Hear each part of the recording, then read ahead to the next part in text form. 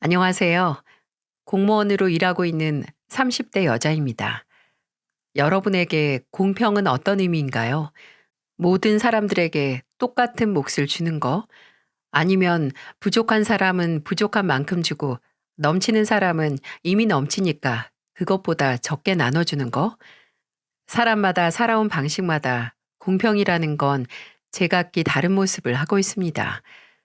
하지만 본인 입으로 먼저 공평을 내뱉었으면 어떠한 경우에도 콩도 단말, 팥도 단말로 나눠야 하는 건 변함이 없겠죠. 제 입으로 평등, 공평, 공정을 외친 인간이 지가 내뱉은 말로 낭패를 본 이야기를 지금부터 해드릴까 합니다. 앞서 저는 지금 공무원으로 일하고 있다고 했지만 사실 대학교 때부터 늘 하고 싶었던 일이 있었어요. 그래픽 디자인 학과를 나와서 웹 디자이너로 꼭 들어가고 싶었던 회사가 있었죠. 3학년 때부터 계속 그 회사를 목표로 취업 준비를 했었는데 인턴도 그쪽으로 나갔는데 회사 분위기도 사람들도 모두 계속해서 그 회사를 희망하게 만들었죠. 그 회사 디자이너는 모두 계약직이라는 게 마음에 걸렸지만 정말 상관없을 만큼 꼭 들어가고 싶었네요. 하지만 그런 절실한 마음을 아쉽게 접을 수밖에 없었어요.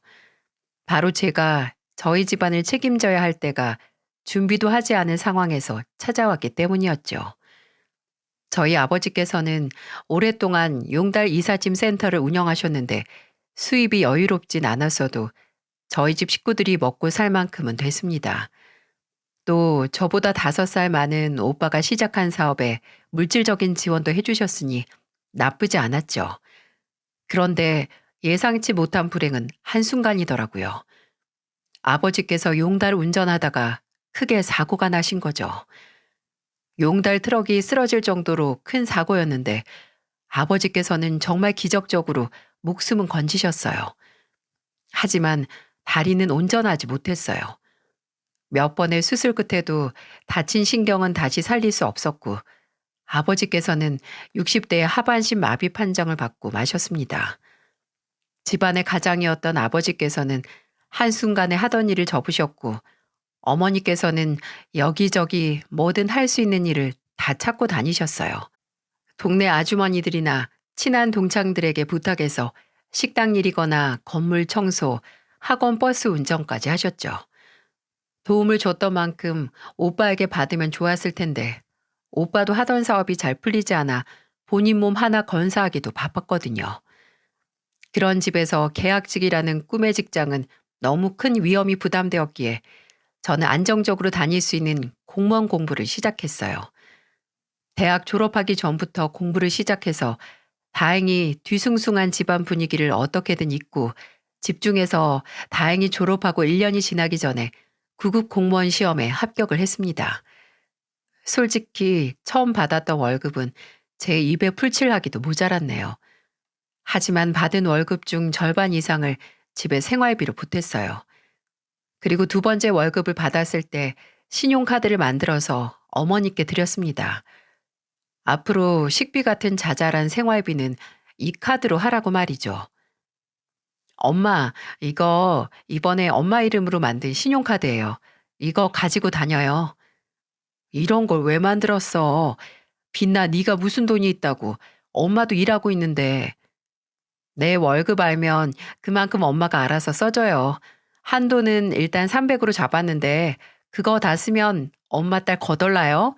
엄마 버는 돈으로는 아버지 병원비나 약값 빠져나가는 거 막기 바쁘잖아요.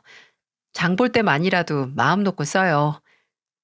알겠어, 딸. 엄마가 우리 딸 생각해서 아껴서 쓸게. 너무너무 고마워. 우리 딸 덕분에 엄마 숨통이 좀 트이겠다. 물론 저 저금할 돈도 얼마 남지 않긴 했지만 부모님께 조금이라도 도움이 된다면 감수할 수 있었어요.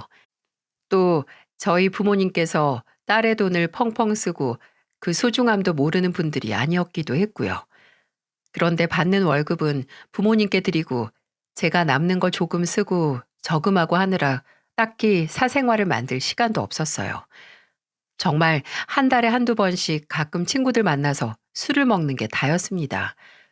그렇게 재미없게 사는 저도 하루쯤 놀고 싶었던 어느 20대 후반의 날에 친한 언니를 따라간 술자리에서 남편을 만나게 됐어요. 친한 언니는 지인이 술을 사준다고 나오라고 했다고 함께 있던 저를 데리고 나갔고, 남편은 그 당시 중소기업에 다니던 사람이었죠. 모르는 사람이 많은 자리에서 쭈뼛거리는 제게 먼저 다가와 말을 건 게 바로 남편이었어요. 빛나 씨 맞죠? 근데 앞에 맛있는 거 많은데 왜 안 드세요? 아, 제가 매운 걸 잘 못 먹어서요. 아, 그래서 그랬구나. 그럼 따로 먹고 싶은 거 주문하지. 여기요, 여기 메뉴 좀 주세요. 아유, 안 그러셔도 되는데. 그럼 그냥 여기서 공기만 먹고 있게요? 근데 빛나 씨는 제 이름 모르죠? 아니요, 알아요. 아까 언니가 부르는 거 들었어요. 남영 씨라고. 그럼 오늘 한턱 내는 게 나라는 것도 알겠네요? 오늘 계산은 다 내가 하니까 먹고 싶은 거 다 시켜요. 남편의 첫인상은 정말 좋았습니다. 저보다 4살 많은 사람이 오히려 먼저 저를 편하게 해주고 재밌고 젠틀하고, 술자리가 파할 때 제게 연락처를 물어보며 앞으로 종종 연락하고 알고 지내자고 해서 그냥 하는 소리겠거니 하고 생각 없이 번호를 교환했는데, 남편은 그 말이 진심이었는지 다음날 바로 제게 문자를 시작하더라고요. 처음에는 집에 잘 들어갔냐, 밥은 먹었냐, 잘 잤냐, 오늘 뭐 해, 만나서 밥이나 먹을까? 이런 간단한 문자로 시작해서 만났고, 대화를 하고 서로를 알아가기 시작해서 1년의 연애까지 했네요. 그때 남편은 정말 만나면 헤어지고 싶지 않게 시간이 제발 멈췄으면 하고 바라지는 사람이었습니다. 그 소리를 남편에게 했다가 그럼 안 헤어지면 되겠네. 우리 결혼할까? 라는 소리를 듣고 그냥 웃어 넘기다가 어떻게 결혼까지 하게 됐어요. 근데 결혼이라는 건 현실이잖아요. 저는 꾸준히 제 월급을 떼 부모님께 생활비를 드려야 하는 상황이고, 결혼을 한다면 배우자와 합의되어야 하는 사안이니까요. 결혼 전에 그럴 목적으로 했던 대화는 아니었지만 그런 제 상황에 대해 얘기를 나눈 적이 있거든요. 빛나 씨는 살면서 제일 잘한 게 뭐야? 잘한 일? 음, 아, 취업하자마자 부모님께 카드 만들어서 드린 거. 와, 진짜 잘한 일이네. 기특하다. 기특하고 말고 할 게 없는 게 그냥 다른 선택지가 없었거든. 또 용돈이라는 게 계속 주다 끊기면 좀 그렇잖아. 그래서 평생 생활비 조금이라도 드릴 각오하고 드렸던 거야. 그럼 우리 결혼하고 나서도 꾸준히 드릴 수 있게 해야겠다. 그치? 어, 그래주면 고맙지. 그럼 남영 씨는? 남영 씨는 살면서 제일 잘한 일이 뭐야? 나는 아직 없어. 없는데 나중에 회사도 그만두고 내 사업 시작하면 그때 생길 계획이야. 우리 아버지처럼 살면서 내가 주인인 일 한번 해보고 싶어. 나는 정말 누구 아래서 일할 사람이 아니라는 걸 매일 회사 나갈 때마다 느끼고 있어서 더 절실한 것 같아. 제 입장을 먼저 이해해주고 당연하게 배려해주는 것도, 또 본인만의 꿈이 확고하다는 것도 좋았습니다. 저는 현실에 부딪혀 포기했지만 포기하지 않고 언젠가 이루겠다는 의지 하나만으로 기회를 보는 남편이 대단하게 느껴지기도 했어요. 그렇게 그 당시에는 믿음직스러운 남편이었지만, 또 결혼이 확정이 되고 양가의 인사를 드리러 가기 시작하면서 하나둘 미묘하게 달라지더라고요. 시댁은 그 당시에 시아버지께서는 작게 개인 사업을 하고 계셨고, 시어머니께서는 감자탕 집을 운영하셨거든요. 남편 말로는 그렇게 부유하지 않다고 하긴 하는데 저희 집에 비하면 여유로운 편이었어요. 결혼은 조금만 형편이 기울어져도 힘들다고 하던데, 남편은 제게 걱정 말라고 했지만 처음 시댁에 인사를 드리러 가게 됐을 때 저는 그 기울어진 양가의 경제적 상황의 불편함을 느끼게 됐습니다.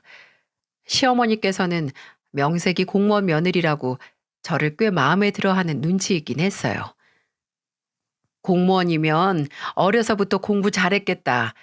아무리 공부를 잘해도 붙기 힘든 게 공무원 시험이잖아. 아, 그렇지도 않았어요. 무슨 소리? 애들 공부머리는 엄마 꼭 담는다고 하던데 우리 손주들은 걱정 없겠네. 그렇게 이런저런 말을 하시다가 공무원이 무엇보다 안정적이어서 좋지 하고 연금 얘기를 꺼내시더니 이내 일 얘기랑 연봉 얘기까지 꺼내셔서 성심성의껏 대답을 해드렸습니다. 그런데 이전에 먼저 저희 집안 사정에 대해 남편에게 들으셨는지 제가 부모님께 보내는 용돈 얘기를 꺼내시더군요. 취업하고 계속 꾸준히 보낸 거면 정말 오래 보냈다. 젊은 나이에 기특하네. 근데 칭찬 들을 만큼 많이 드린 것도 아니라서요. 그래도 그거 다 모으면 그게 얼만데. 그렇게 많이 보냈으니 이제 그만둘 때도 되지 않았니? 네? 아니, 생각해봐라. 듣자 하니 사부인께서는 아직 경제활동 하신다며. 그럼 따로 빛난 네가 결혼한 뒤로 계속 돈을 보낼 정도는 아니지 않니? 아, 나랑 우리 양반도 남영이한테 지금까지 용돈 몇 푼 받은 적 없는데. 엄마, 빛나는 장모님 혼자 일하시는 거잖아요. 그러니까 아직 부모님 중 한 분이라도 일하시면 너희 통장에 계속 구멍까지 뚫려가면서 보내드릴 필요 없다는 소리야. 빛나, 너 말해봐라. 우리 아들이 결혼 초부터 처가에 돈 가져다 바쳐야겠니? 네가 친정에 돈 보내는 대로 고스란히 너희 통장에 구멍 나는 건데 그거 메꾸는 건 또 남영이 돈이 들어갈 거 아니야. 그런 효도 나중에 해도 안 늦어. 너무 서운하게 듣지 마라. 다 너희 미래 생각해서 하는 소리야. 그리고 빛나 네가 억울할까 봐 말하는데 우리도 남영이한테 돈 안 받을 거다. 남영이도 우리한테 한 푼 안 줄 거니까 너도 똑같이 공평하게. 어떠니? 솔직히 시댁과 저희 집은 버는 돈이 다른데 똑같이 공평하다는 건 결과적으로 볼 때 조금 모순이 있는 게 아닌가 싶었습니다. 친정은 정말 제가 보내는 돈이 없으면 당장 한 달이 빠듯하다 못해 먼지가 날리는 수준이었으니까요. 하지만 시어머니께서 건 조건이 결혼 생활에서는 공평하다고 볼 수 있는 거였겠죠. 또 남편 또한 본인 어머니 말에 동의하며 부부는 결혼하며 한 몸이 되듯이 벌이도 한 몸이 되는 거잖아. 경제 공동체. 알지?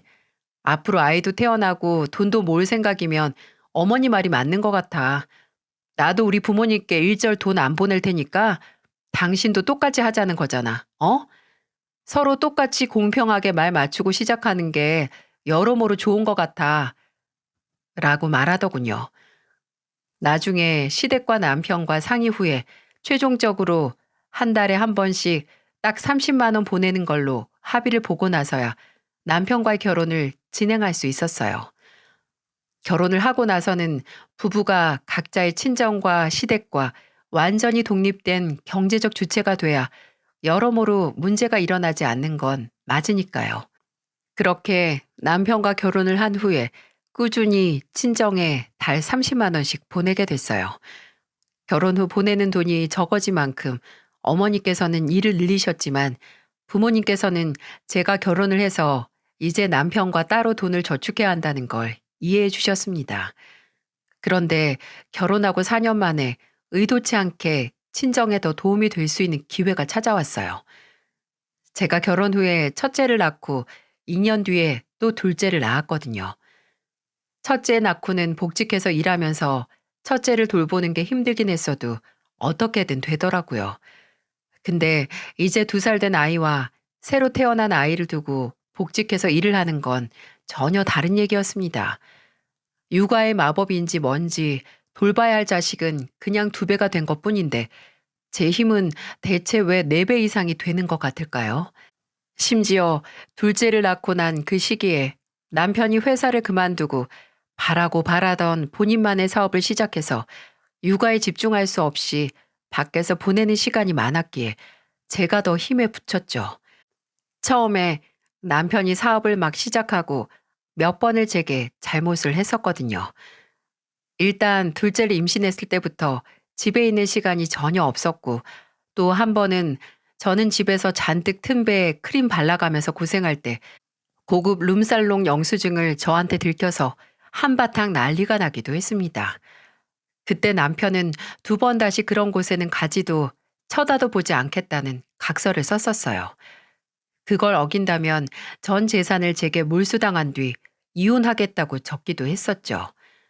본인은 그냥 안내만 했고 아무 일도 없었다고 하는데 제가 그걸 믿을 수가 있나요?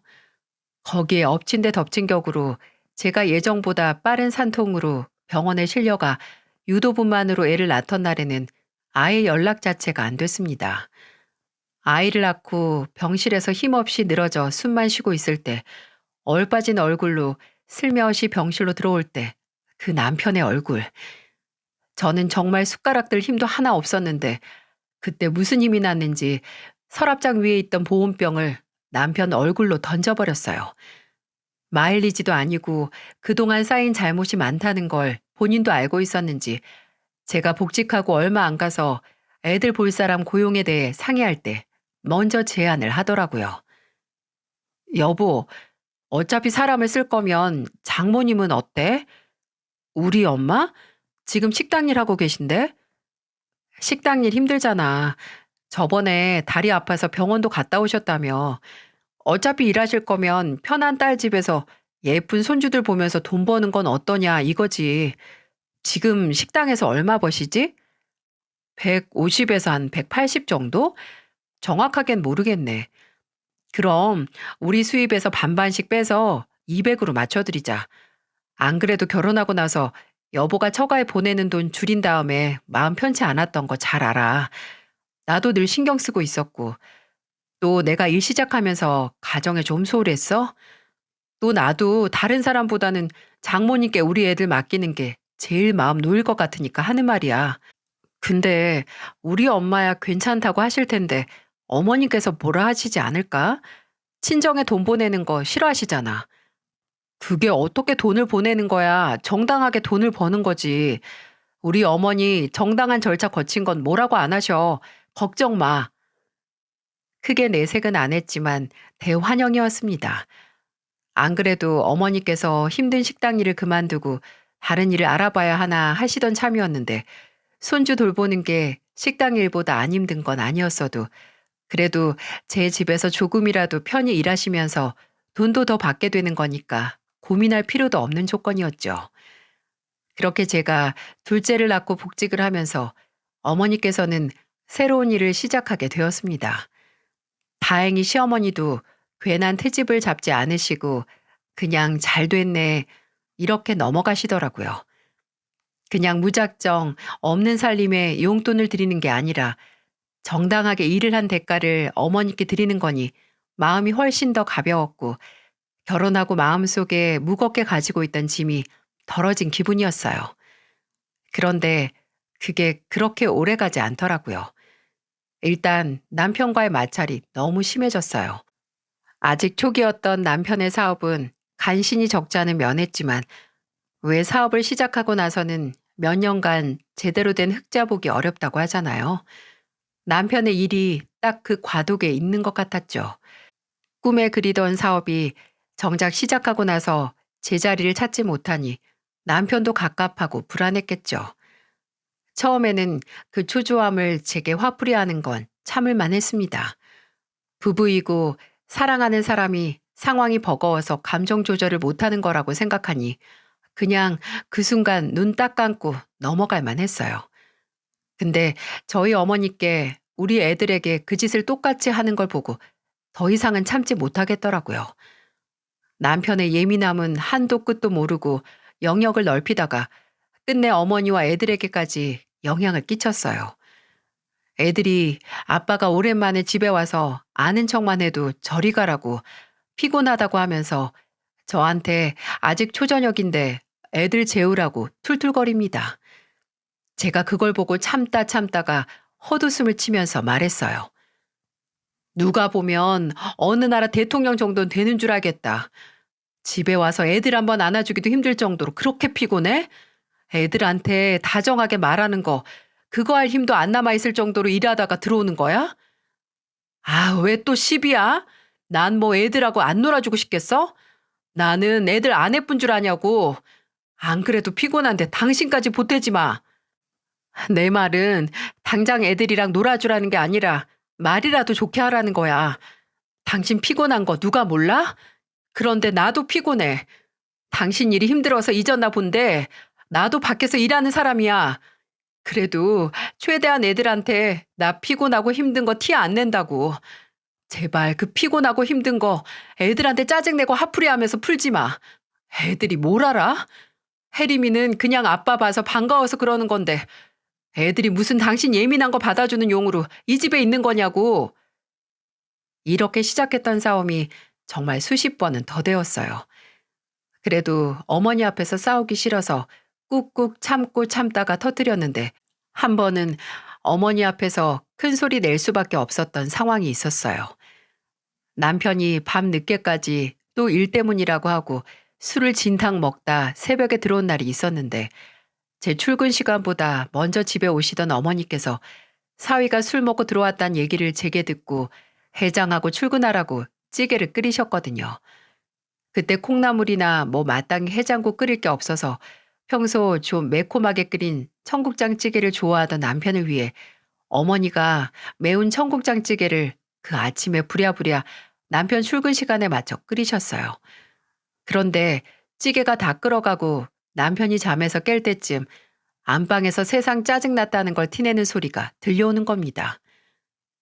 아, 뭐야? 아침부터 이게 무슨 냄새야? 엄마가 당신 술 먹었다고 국으로 좀 달래고 출근하라고 청국장 끓였어. 얼른 씻고 나와. 오서방, 세수만 하고 후딱 나와서 한 술이라도 뜨고 가. 또 술 먹고 난 빈속에 커피 같은 거나 마시지 말고. 식탁에 남편 먹으라고 찌개와 수저를 놔주는 저희 어머니를 보며 남편은 감사하다, 잘 먹겠다는 말 대신 마치 화를 삭히는 사람처럼 손바닥으로 거칠게 본인 얼굴을 마구 비비더니 한숨을 푹 내쉬는 겁니다. 그리고 한껏 낮춘 목소리로 어머니를 부르더군요. 장모님, 무슨 아침부터 텁텁하게 청국장이에요, 청국장이. 그리고 숙주로 쓰린 배를 청국장으로 어떻게 달래요? 참나, 이거 그냥 하루 망치라고 하는 거 아니에요? 당신 아직 술이 덜 깼어? 오서방이 많이 피곤한가 보네. 그래, 속이 안 풀리면 먹지 말어. 네, 속이 안 풀렸으니까 앞으로 이런 거 하지 마세요. 이런 거 안 해도 돈 다 드릴 테니까. 당신 돌았어? 술을 어디로 처먹었길래 우리 엄마한테 그딴 식으로 말해? 아유, 빛나야. 아침부터 왜 그렇게 큰 소리야? 내가 뭐 틀린 말 했냐? 이런 쓰잘데기 없는 짓 안 해도 돈 다 드리잖아. 누가 돈 안 준다고 아침부터 당신 출근 시간에 맞춰서 바쁘게 아침상 차렸겠어? 머리가 그렇게 나쁘니? 아니면 어디가 잘못 꼬인 거야? 어떻게 사람 호의를 그딴 식으로 해석을 해? 당신 그 말본새가 잘못됐다고. 애가 둘인 인간이 새벽까지 술이나 퍼 마셔서 속이 꼬일 대로 꼬였으면 그냥 얌전히 속이 안 좋다고 말 한마디 하고 말 것이지. 왜 지 속이 꼬인 걸 다른 사람한테 화풀이야? 뭐? 야, 너? 그만들 좀 해라, 그만들. 오서방 바쁘다며. 이미 망친 하루 괜히 싸움이나 해서 더 망치지 말고 출근해. 빛나 너도 빨리 마저 준비하고 나가고. 내 앞에서 싸우는 게 문제가 아니라 애들이 다 듣고 기억할까봐 겁난다, 겁나. 그날 아침 대바람부터 시작된 싸움은 어머니의 만류로 끝났지만 이후 저와 남편의 사이는 급속도로 안 좋아졌어요. 둘 다 평소에는 의식적으로 관계를 개선하기 위해 조심했지만 한 번 어긋나면 끝도 없이 발톱을 세웠죠. 어머니께서 남편 셔츠를 다림질하다 둘째가 울어서 실수로 셔츠가 다리미에 타버렸을 때 제대로 하지도 않고 사고만 칠 거면 왜 하냐고 하며 남편은 어머니 앞에서 그 셔츠를 바닥에 내팽겨치기도 했습니다. 그럼 저는 남편이 바닥에 던진 셔츠를 주워 남편 얼굴에 던지고 그렇게 아끼는 거면 꽁꽁 숨겨뒀다가 당신이 다려 라고 또 발톱을 세워 싸웠어요. 근데 그냥 세우기만 한 발톱으로 실제로 서로에게 상처를 내기까지 한 사건이 발생을 했네요. 참나, 저는 제 결혼 생활에 이런 일이 일어나리라고는 상상하지도 않았습니다. 얼마 지나지 않아 남편이 어머니에게 드리는 월급 절반을 안 보내는 거예요. 남편은 처음에는 자금 빼고 나면 남는 게 없다. 미안하다고 해서 일단 어머니께 제 월급에서 원래 드릴 돈의 반절만 드렸어요. 어머니께서도 그 당시 남편 사업이 어떤지 잘 아니까 알겠다고 그냥 넘어가셨죠. 근데 그게 한 달을 넘어 두 달, 두 달을 넘어 석 달까지 넘어가는 겁니다. 아니 한 번은 그럭저럭 어떻게 넘어갈 수 있어도 석 달은 어머니 고정적으로 나갈 돈이 정해져 있는데 생활이 다 힘들 정도였죠. 그래서 두 달이 지나갔을 때는 제가 제 돈으로 조금이나마 더 드렸거든요. 근데 아무리 제 돈에서 더 드린다고 해도 제 월급도 정해져 있었고 넉 달이 지났을 때 어머니께서 정말 제게 너무 미안한 얼굴로 말을 꺼내시는 겁니다. 빛나야, 내가 네 사정도 오서방 사정도 너무 잘 아는데 당장 너한테 받는 돈으로는 엄마가 너무 힘들어. 네 아빠 병원비랑 약값이랑 하면 거의 바닥이 보이는 돈으로 엄마가 생활을 해야 하잖니. 엄마가 우리 딸한테 이런 말 꺼내는 게 너무 미안한데 이번 달부터 월급을 다 못 주면 엄마가 차라리 다른 일을 알아볼게. 내가 장모가 돼가지고 사위한테 돈 얘기 꺼내는 게 어려우니까 네가 오서방이랑 말해보고 엄마한테 알려줘. 어? 일하고 돈을 다 못 받은 건 어머니인데 그래도 딸이라고 연신 미안하다고 말하는 어머니를 보면서 턱끝까지 무기력한 슬픔이 차올랐어요. 어머니에게는 알겠다고 내가 말해본다고 했고 당장 그 말이 나온 날 남편이 퇴근하자마자 안방으로 불렀어요. 장모님 집에 안 보내? 왜 장모님 안 보내고 방으로 들어와? 당신하고 할 말이 있어서 그리고 오늘 바로 어머니께 말씀드리려고. 뭔데? 엄마 월급 말이야. 벌써 석 달째 제대로 못 드리고 있잖아. 몇 달 모자란 월급을 메꿀 돈 모을 만큼 많이 드리는 것도 아니고 그 월급 반토막으로는 우리 어머니 아버지 돌보면서 생활 못해. 돈 얘기하려고 들어온 거야? 장모님은 밀린 돈 받으려고 밖에서 기다리는 거고? 말 곱게 하지 마. 그런 게 아니야. 그냥 어머니께서 불안해하니까 최대한 빨리 해결하려고 이러는 거야.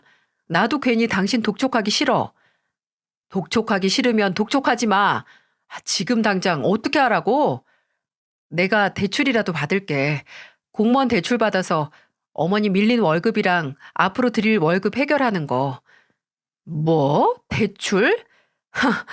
장모님 돈 드리자고 대출을 받자고?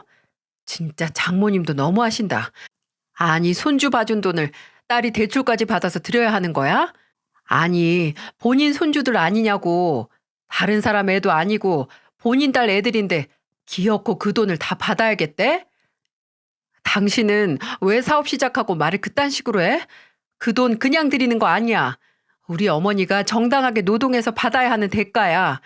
당신 입으로 먼저 말했잖아. 정당. 근데 이제 와서 당신이 약속한 그 돈을 다 받아야 하냐고 말을 바꿔? 그게 당신이 평소에 쓰는 사업 기술이야? 본인이 불리할 때 얼굴색 하나 안 바뀌고 말만 바꾸는? 아니, 내 말이 틀려? 그거 몇 달 돈 좀 덜 받았다고 손주들 봐주기 싫다는 거 아니야. 손주들 데리고 지금 협박하는 게 아니면 뭔데? 진짜 난 장모님이 이렇게 돈을 밝히는 사람인지 미처 몰랐지. 돈 욕심 진짜 드글드글 하시네. 그럼 당신 어머니가 한번 해보시라고 하자. 당신 그거 좋아하잖아. 공평. 공평하게 당신 어머니도 우리 어머니가 그랬던 것처럼 몇 달간 약속된 월급 반토막만 받아가면서 애 둘 봐주실지 어디 보자고. 어? 어머님도 손주 봐주는 거니까 군소리 없이 일하실지 보자니까? 뭐? 너 지금 뭐라고 했어? 아니, 우리 엄마가 왜 그 고생을 해야 돼? 겁봐. 당신 매번 반반 공평 얘기만 하지 본인이랑 본인 가족 손해보는 거 절대 허용 안 하는 사람이야. 왜 당신 어머니가 하면 안 되는 고생을 우리 엄마한테는 당연하게 여겨? 당신 어머니가 우리 어머니보다 못한 게 뭔데? 제가 목에 핏대를 세워가면서 소리를 버럭 지르니 눈에 핏발선 남편이 부들부들 떨다 이내 제 뺨을 짝 하고 때렸습니다. 그때는 머리에 피가 몰려서 아픈지도 몰랐어요. 그저 그렇게 공평 좋아하는 사람 뺨을 제 뺨만큼 부어오르게 만들어줘야겠다는 생각뿐이었죠. 저도 지지 않고 바로 남편의 뺨을 내리찍듯이 때렸고 말로만 화살을 쏘던 싸움은 한순간에 말 그대로 개싸움이 되어버렸어요.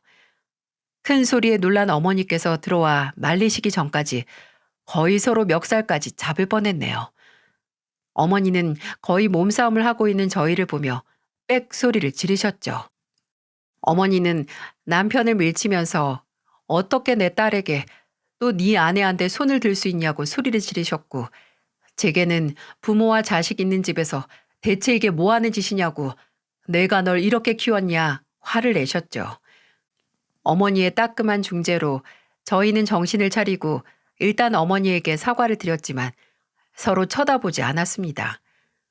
그 후에는 남편은 안방에서 저는 애들 방에서 지냈어요. 돈 문제로 이렇게 될 줄은 몰랐는데 솔직히 치욕적이었죠. 남편의 아무 잘못 없고 당당한 태도에 오히려 내가 이상한 건가 하는 말도 안 되는 의문도 들었으니까요. 그 후 거의 1년 반 동안 어머니의 월급은 제 월급에서만 떼어서 드렸습니다. 처음에는 이제 월급을 약속된 것만큼 못 드릴 것 같다고 어머니에게 너무 죄송하지만 다른 일을 하시는 게 낫겠다고 말씀을 드렸는데 어머니는 당장 허리띠를 최대한으로 졸라매도 딸이 혼자 고생하는 건 못 본 척 할 수 없으셨나 봐요. 차라리 일하는 시간을 조금 줄이고 제 월급에서만 조금 떼어서 달라고 하셨죠. 진짜 얼마나 죄송하던지. 어머니께 제대로 된 월급 드리지도 못하고 황혼 육아 맡기는 것도 또 행복하게 사는 모습을 보여드리지 못했다는 죄책감에 한동안 어머니의 눈을 제대로 쳐다보지도 못했어요. 저와 저희 어머니가 갈리는 생활을 몇 년 했는데 더 열이 받는 건 남편의 사업이 점점 호황을 맞았던 겁니다. 근데 이전보다 벌이가 아무리 좋아져도 남편은 제게 어머니께 드릴 정당한 월급의 반을 주지 않고 모른 척 하더라고요. 몇 번 말을 꺼내도 왜? 그걸 왜 내가 줘야 해? 돈 못 주겠으면 당신이 일 그만두고 애 봐. 그럼 되잖아. 라는 말만 해서 저도 더 이상 말을 꺼내지 않았어요. 심지어 생활비조차 지 멋대로 마음 내킬 때만 줬어요. 저는 아무런 성과 없이 그저 감정적이고 육체적인 에너지만 소비되는 싸움을 아예 시작도 안 하고 혼자 참는 걸 택한 거죠. 사람이 힘들면 이성적인 사고나 선택이 힘들어진다는 게 맞는 소리더라고요. 일이 안정기에 들어선 남편은 이전보다 더 밖으로 나돌기 시작했고 집에서 종종 발견되는 여자 향수 냄새가 진하게 나는 와이셔츠나 법인카드로 결제된 영수증을 보아하니 룸살롱도 다시 주기적으로 다니더라고요. 아니, 다시가 아니고 저와 약속한 후로도 계속 다녔는데 증거를 이제 잡은 걸 수도 있겠죠. 그렇게 언제 넘어가도 이상할 것 없는 가느다란 숨처럼 이어지는 결혼 생활 중에 어김없이 피할 수 없는 명절이 다가왔어요. 그 전에는 몇 번 남편과 같이 가는 게 싫기도 하고 남편은 우리 부모님 무시하는데 시댁 가서 웃는 얼굴로 있을 자신이 없어서 종종 빠지기도 했어요. 그리고 바로 이번 명절에는 시댁의 사정 때문에 온 가족이 함께 보내지 못했거든요. 시국이 시국인지라 시어머니 감자탕집도 매출이 오랫동안 서서히 바닥을 쳐서 단내 만회하는 상황이었고 시아버지의 사업도 이자를 제때 못 내서 넘어가네 만에 했거든요. 그런 상황에서 명절이라고 모여 즐거운 시간을 보낼 수 없이 그냥 넘어간 거죠. 그런데 그때 명절은 달랐습니다. 시어머니께서 명절 며칠 전부터 제게 연락을 해서 명절 전날 올 거니 첫날 올 거니 뭐 해 먹을까 이러시는 겁니다. 정말 가기 싫었는데 무슨 일인지 오랜만에 기분이 좋아 보이는 시어머니께 이번 명절 안 가겠다고 할 수가 없더라고요.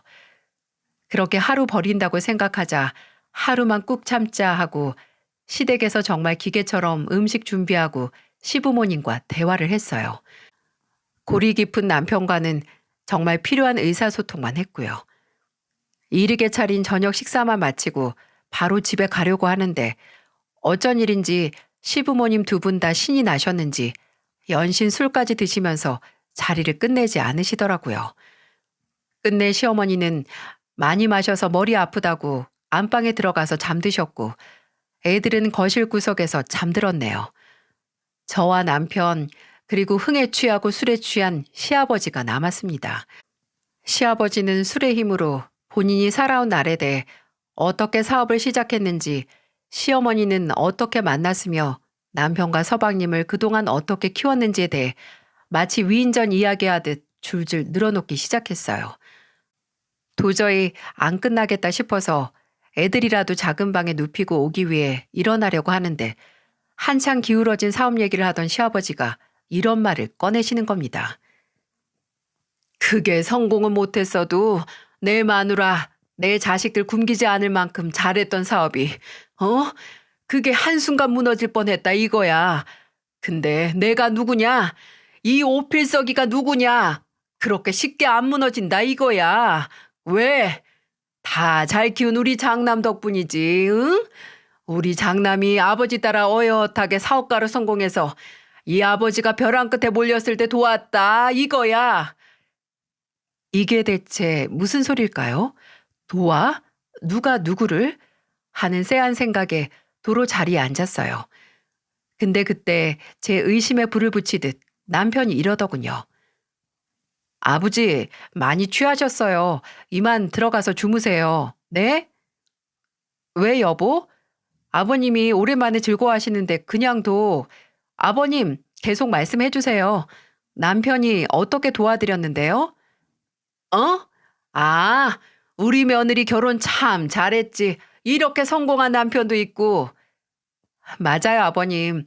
결혼 제가 잘했죠. 그러니까 이렇게 멋진 남편이 뭘 도와드렸다고요?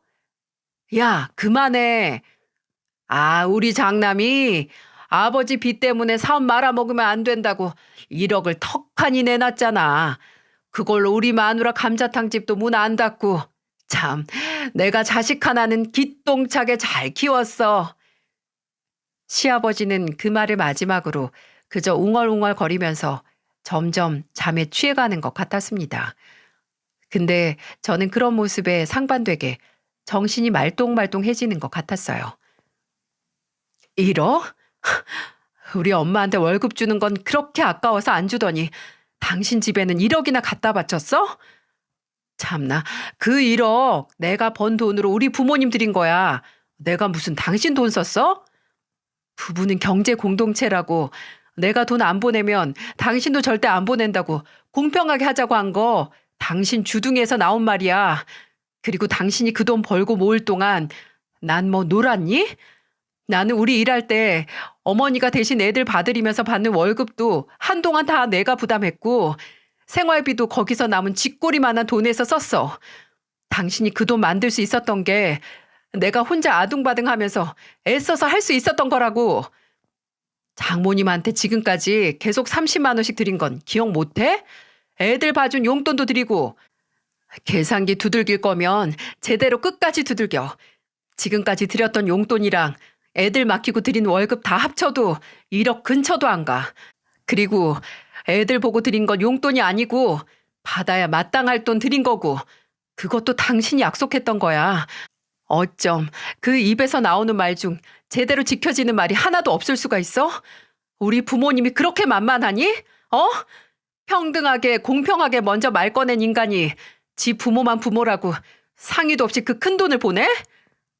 야, 까놓고 말해서 생각을 해봐라. 애초에 공평할 수가 있겠나?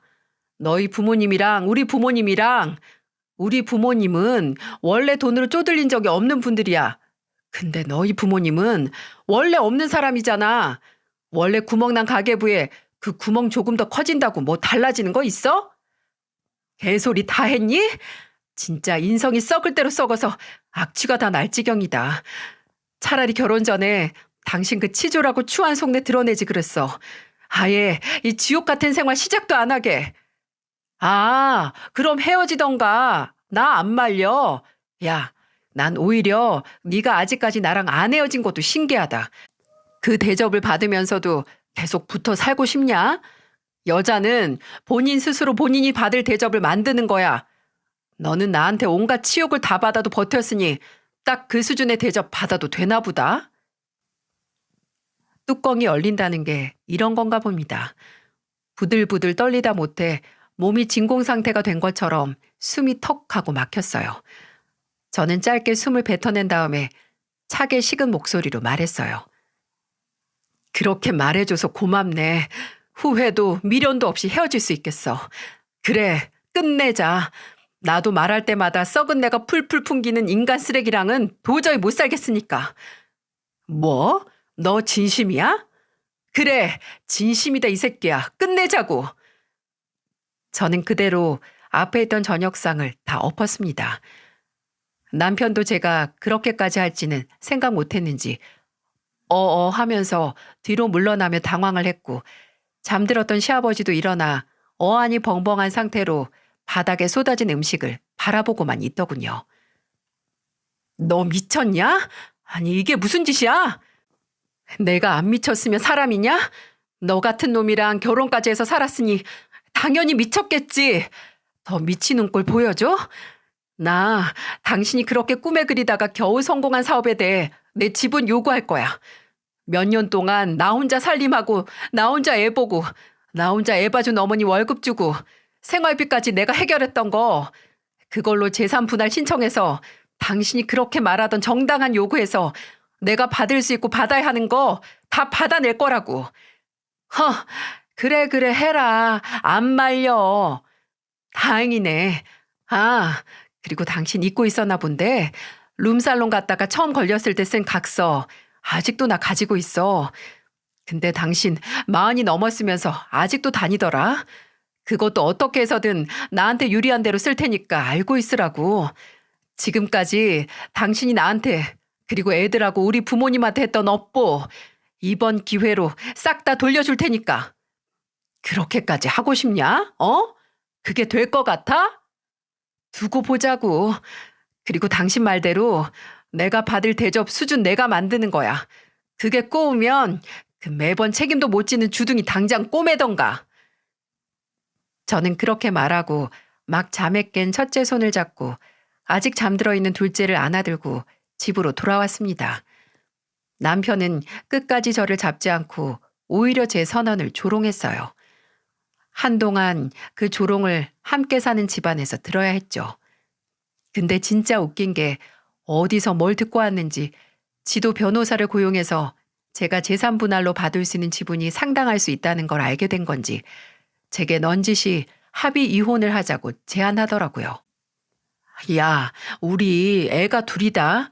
꼭 애들 사이에 끼고 피 튀기는 소송을 해야겠어? 그냥 내가 아쉽지 않게 챙겨줄 테니까 합의하자.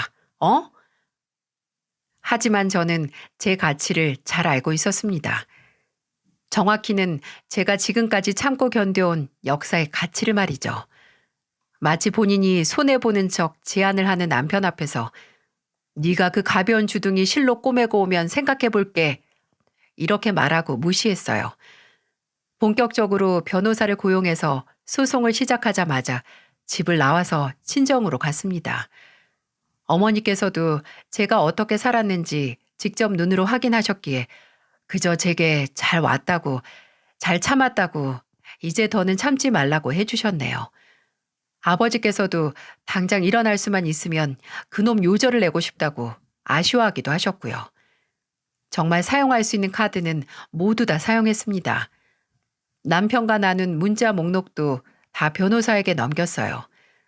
제가 남편과 직접 대화하기 싫어서 어머니 월급 문제나 생활비 문제를 문자로 보낸 적이 있었거든요. 그럼 남편은 집에 들어오지도 않고 3일 뒤에 돈 없다라는 대답만 딸랑 보내기도 했던 게 남아 있었어요. 또 남편이 말없이 외박을 해서 어디냐고 안 들어오냐고 문자를 남기면 다음날 아침에 출장이라고 제주도라고 아니면 해외라고 딸랑 보내고 말았던 내용도 있었습니다. 또 지출 내역에 몇 년 동안 꼬박꼬박 아이들 육아 비용으로 어머니에게 보낸 월급이 모두 다 제 월급 통장에서만 들어온 것과 지속적으로 남편이 생활비 통장에 전혀 돈을 넣지 않는 것도 다 확인이 됐죠. 그리고 예전에 썼던 각서, 버리지 않고 가지고 있던 남편이 유흥업소에서 쓴 영수증도 변호사에게 넘겼네요. 제가 지금까지 정말 미련하게 참아오고 살았다는 증거가 수십 가지였습니다. 그동안 쌓일 대로 쌓인 제 고통의 무게를 눈으로 확인하니 허탈했어요. 왜, 뭐하러 이렇게 모일 때까지 참아왔나. 제가 변호사와 상담하면서 한동안 말을 잇지 못하자 담당 변호사가 제게 해준 말이 있었는데요. 지나간 일은 더 이상 후회하지 말라고, 그 후회가 남편이 빛나 씨에게 영향을 미치게 두면 남편이 이기는 거라고 하더군요. 그저 이만큼 모아서 이제 그만큼 보상받을 수 있다는 생각만 하라고. 소송은 험난할 테니 후회하고 슬퍼할 힘을 비축해 두라는 말을 덧붙였죠. 저는 그 말을 듣고 버텼어요. 뒤는 돌아보지 않고 제가 당한 수모를 치아받기 위해 지치지 않았습니다. 그리고 드디어 올해 초에 이혼 소송이 마무리가 됐어요. 저는 제가 마땅히 받아야 할 몫을 전 남편에게서 받아냈습니다. 솔직히 정말 전 재산을 받아도 모자랐지만 전 남편이 재판장에서 받아들이지 못하고 억울에 미칠 만큼의 판결을 받고 몫을 받아냈기에 전 만족할 수 있었죠. 솔직히 전 남편과 보낸 시간과 그만큼 참아온 시간을 다짐한 대로 후회하지 않았다면 거짓말이겠죠. 그런데 최선의 판단을 하지 못할 만큼 힘들었던 제가 마흔이 되기 전에 저와 제 아이들을 위한 선택을 할 수 있었다는 게 참 다행이라는 생각도 해요. 근데 왜 먼저 문제를 일으킨 사람은 초반에는 떵떵거리고 아쉬울 것 없이 굴다가 이미 모든 게 끝난 후에 질척거리는 걸까요? 남편은 이혼이 확정된 후에 양육권 교섭으로 자주 제게 연락해서 애들을 보고 싶다. 이번에는 당신도 만나서 대화하고 싶다는 얘기를 부끄러움도 모르고 꺼내더군요. 제게 정말 이대로 끝내고 평생 안 볼 거냐. 당신은 그럴 수 있냐. 혼자 드라마 찍길래. 그래, 이런 인간이지. 염치도 수치도 없구나 하고 혀를 끌끌 찼습니다. 저는 애들 얼굴 보게 해주는 것도 다행인 줄 알라고 말했네요. 그런데 그런 개수작의 한순간이라도 마음이 흔들리지 않은 게 정말 다행이었어요. 남편은 이혼 후 무려 석 달 만에 새 살림을 차려 재혼을 했거든요. 그리고 재혼 후에는 단 한 번도 애들을 만나려고 하지도 않았죠. 막상 혼자가 되니 아쉬운 소리 하다가 이제 지도 혼자가 아니라는 생각에 앞뒤 생각도 하지 않은 거죠. 지금 본인의 행동이 앞으로 애들과 본인 사이에 어떤 영향을 미칠지 예상도 하지 못하는 겁니다. 그저 그렇게 살 거면 계속 변함없이 그렇게 살았으면 해요. 또 태세 전환해서 애들 보고 싶다고 나오면 애들만 혼란스러우니까 매달 보내는 양육비 구멍 내지 말고 끝까지 개자식으로 남았으면 여러모로 좋겠습니다. 저는 이혼 후에 부모님과 합가해서 살고 있어요. 부모님께서 살던 낡은 아파트를 정리하고 제 몫으로 받은 재산과 대출을 조금 보태 부모님과 저 그리고 아이들이 살 수 있는 집으로 이사를 했고 또 결혼 후에 눈치 보면서 제대로 하지 못한 효도 드디어 혼자의 몸이 된 후에 마음껏 하고 있습니다. 어머니에게 제가 없는 동안 애들을 돌봐주시는 대가로 받아야 할 만큼의 용돈을 드리고 있고 힘드실 때는 따로 사람을 쓰기도 하고 있어요. 제가 지금까지 받은 고통을 이혼으로 치아받은 것처럼 부모님도 제가 결혼하고 나서 힘드셨던 거 조금이라도 딸로서 보상하고 싶네요. 정말 제가 힘들 때 진실로 제게 힘이 됐고 공평, 평등 운운하지 않고 제게 주는 걸 전혀 아까워하지 않고 오히려 받는 걸 미안해하는 사랑을 줬던 건 바로 저희 부모님이었으니까요. 그리고 저도 그런 기꺼이 주는 사랑을 저희 아이들에게 주면서 살려고 합니다. 정말 진심으로 사랑한다면 감히 공평하게라는 말을 꺼내지 않는 것 같아요. 그 사람에게 주는 것만으로 당장 내가 힘들어도 내적으로는 힘이 나는 게 헌신이고 사랑에 헌신이 없다면 그게 진짜 사랑인지 의문이 듭니다. 이야기를 끝까지 들어주셔서 감사합니다. 시간을 할애해서 제 목소리를 들어주신 여러분께서도 조금이지만 제게 사랑을 나눠주신 거라는 생각을 합니다. 모두들 건강하시고 행복하세요. 안녕하세요. 저는 50대 후반 주부입니다. 젊은 시절에는 일도 했었는데 아이들을 낳으면서 자연스럽게 전업주부로 살고 있어요. 물론 남편은 일을 계속하라고 했지만 아시는 분들은 아시겠지만 아이를 둘이나 키우면서 직장 생활을 하는 건 여간 힘든 일이 아니라서요. 저희 집은 딸이 둘이 있습니다. 큰아이는 시집가서 손자도 있고요. 둘째는 지금 외국에서 공부를 하고 있습니다. 나간 지는 3년 정도 됐는데 자꾸 거기 눌러 앉아 살고 싶어 해서 고민이네요. 지금도 이렇게 보고 싶은데 말이에요. 남편은 작은 사업체를 운영 중이에요. 막 엄청나게 돈을 많이 벌지는 않지만 딸아이 유학 보내주고 시집 갈 때 넉넉하게 보태줄 수 있을 정도는 되는, 그러니까 조금 부유한 중산층 정도 되겠네요. 상류층이라기엔 그 정도는 절대 아니고요. 그 덕에 저도 집에서 마음 편하게 아이를 볼 수 있었겠죠. 한 명만 벌어도 충분히 쓰니까요. 저는 젊었을 때 선생님이었어요.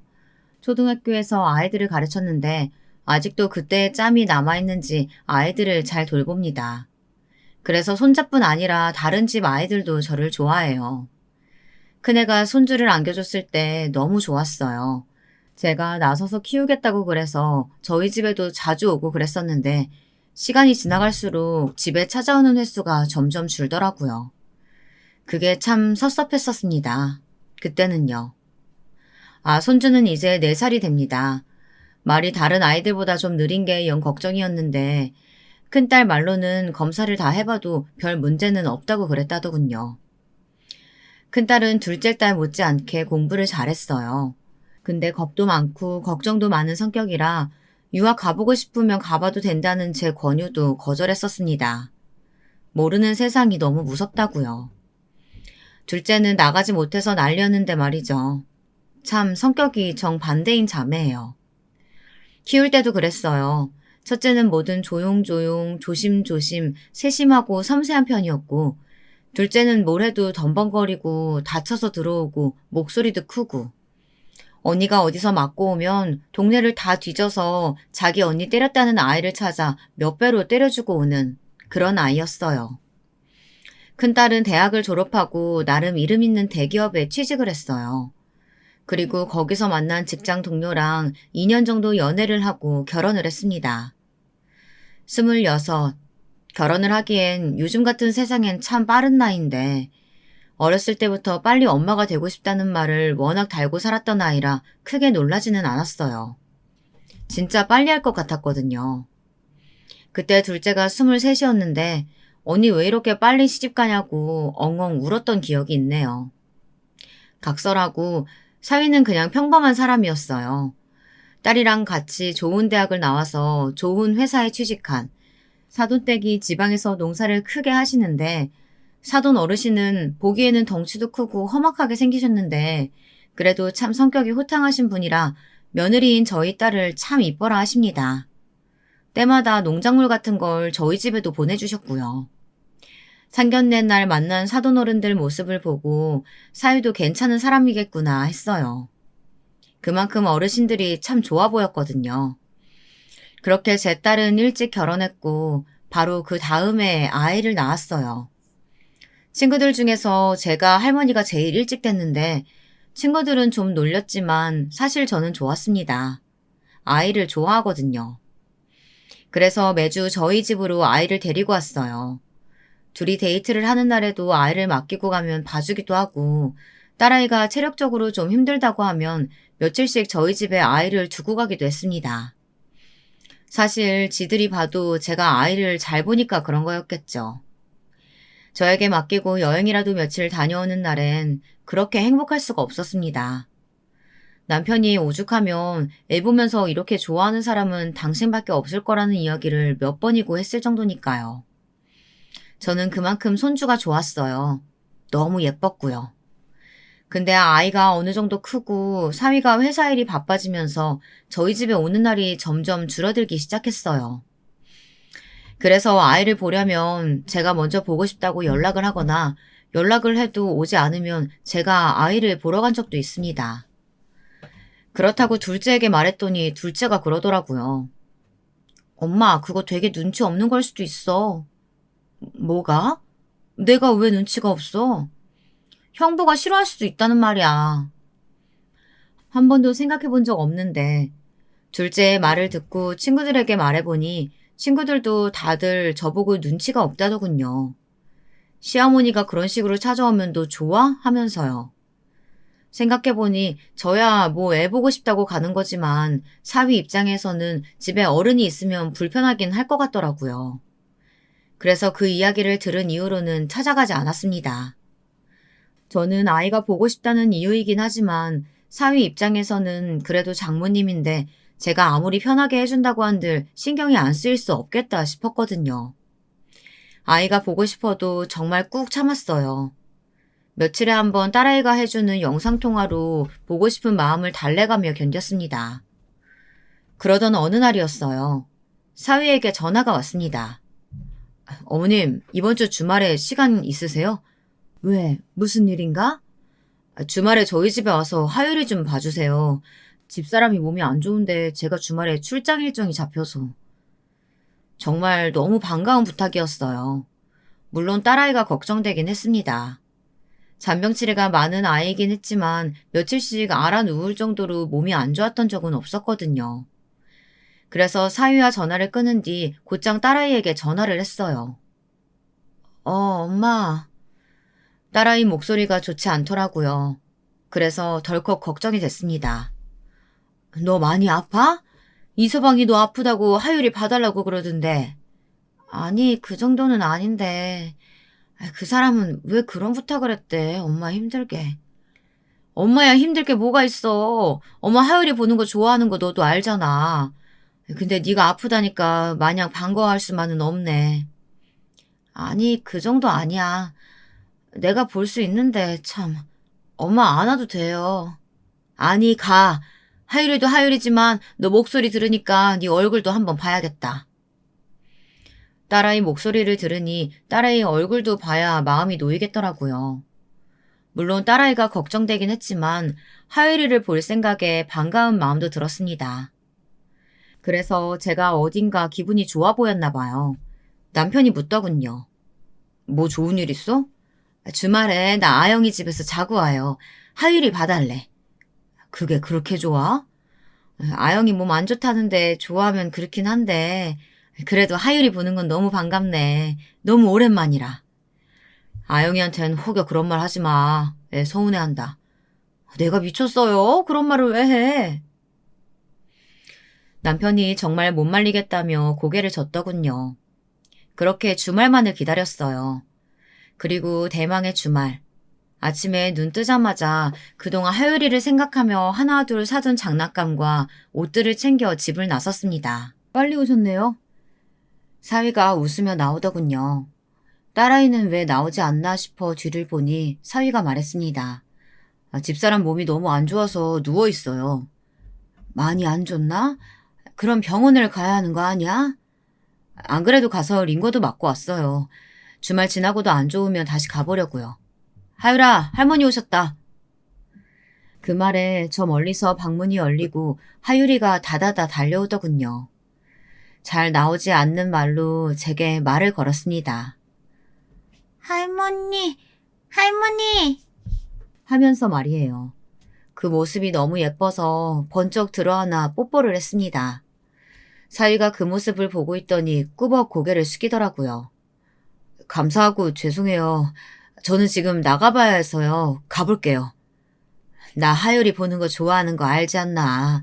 안 죄송해도 돼. 그리고 나가는 사위를 향해 인사를 했습니다. 하율아, 아빠한테 잘 다녀오세요 해야지. 그 말에 하율이는 제 어깨에 얼굴을 묻더군요. 아빠가 가는 게 싫은가 보다 했습니다. 제 어깨를 꽉 잡은 하율이의 작은 손도 별 생각 없이 그저 반갑게만 생각했어요. 사위가 나가고 하율이를 안고 큰애가 잠들어 있는 방문을 조심스럽게 열고 들어가 누워있는 아이의 뒷모습을 봤습니다.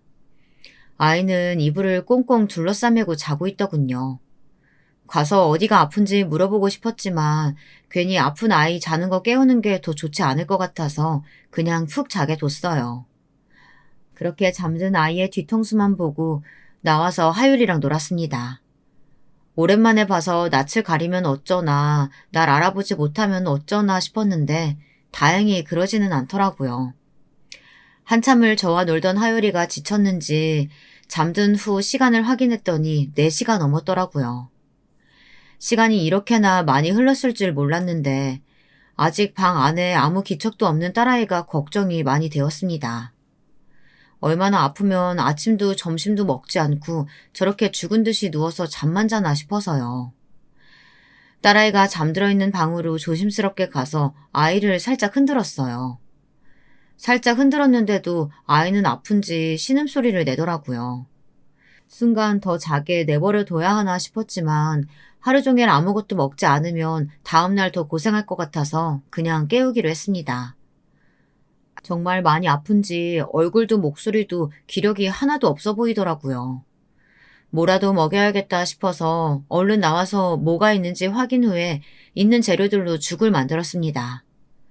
감기나 몸살이 오면 목부터 붓는 아이라 넘기는 게 힘들 것 같아서요.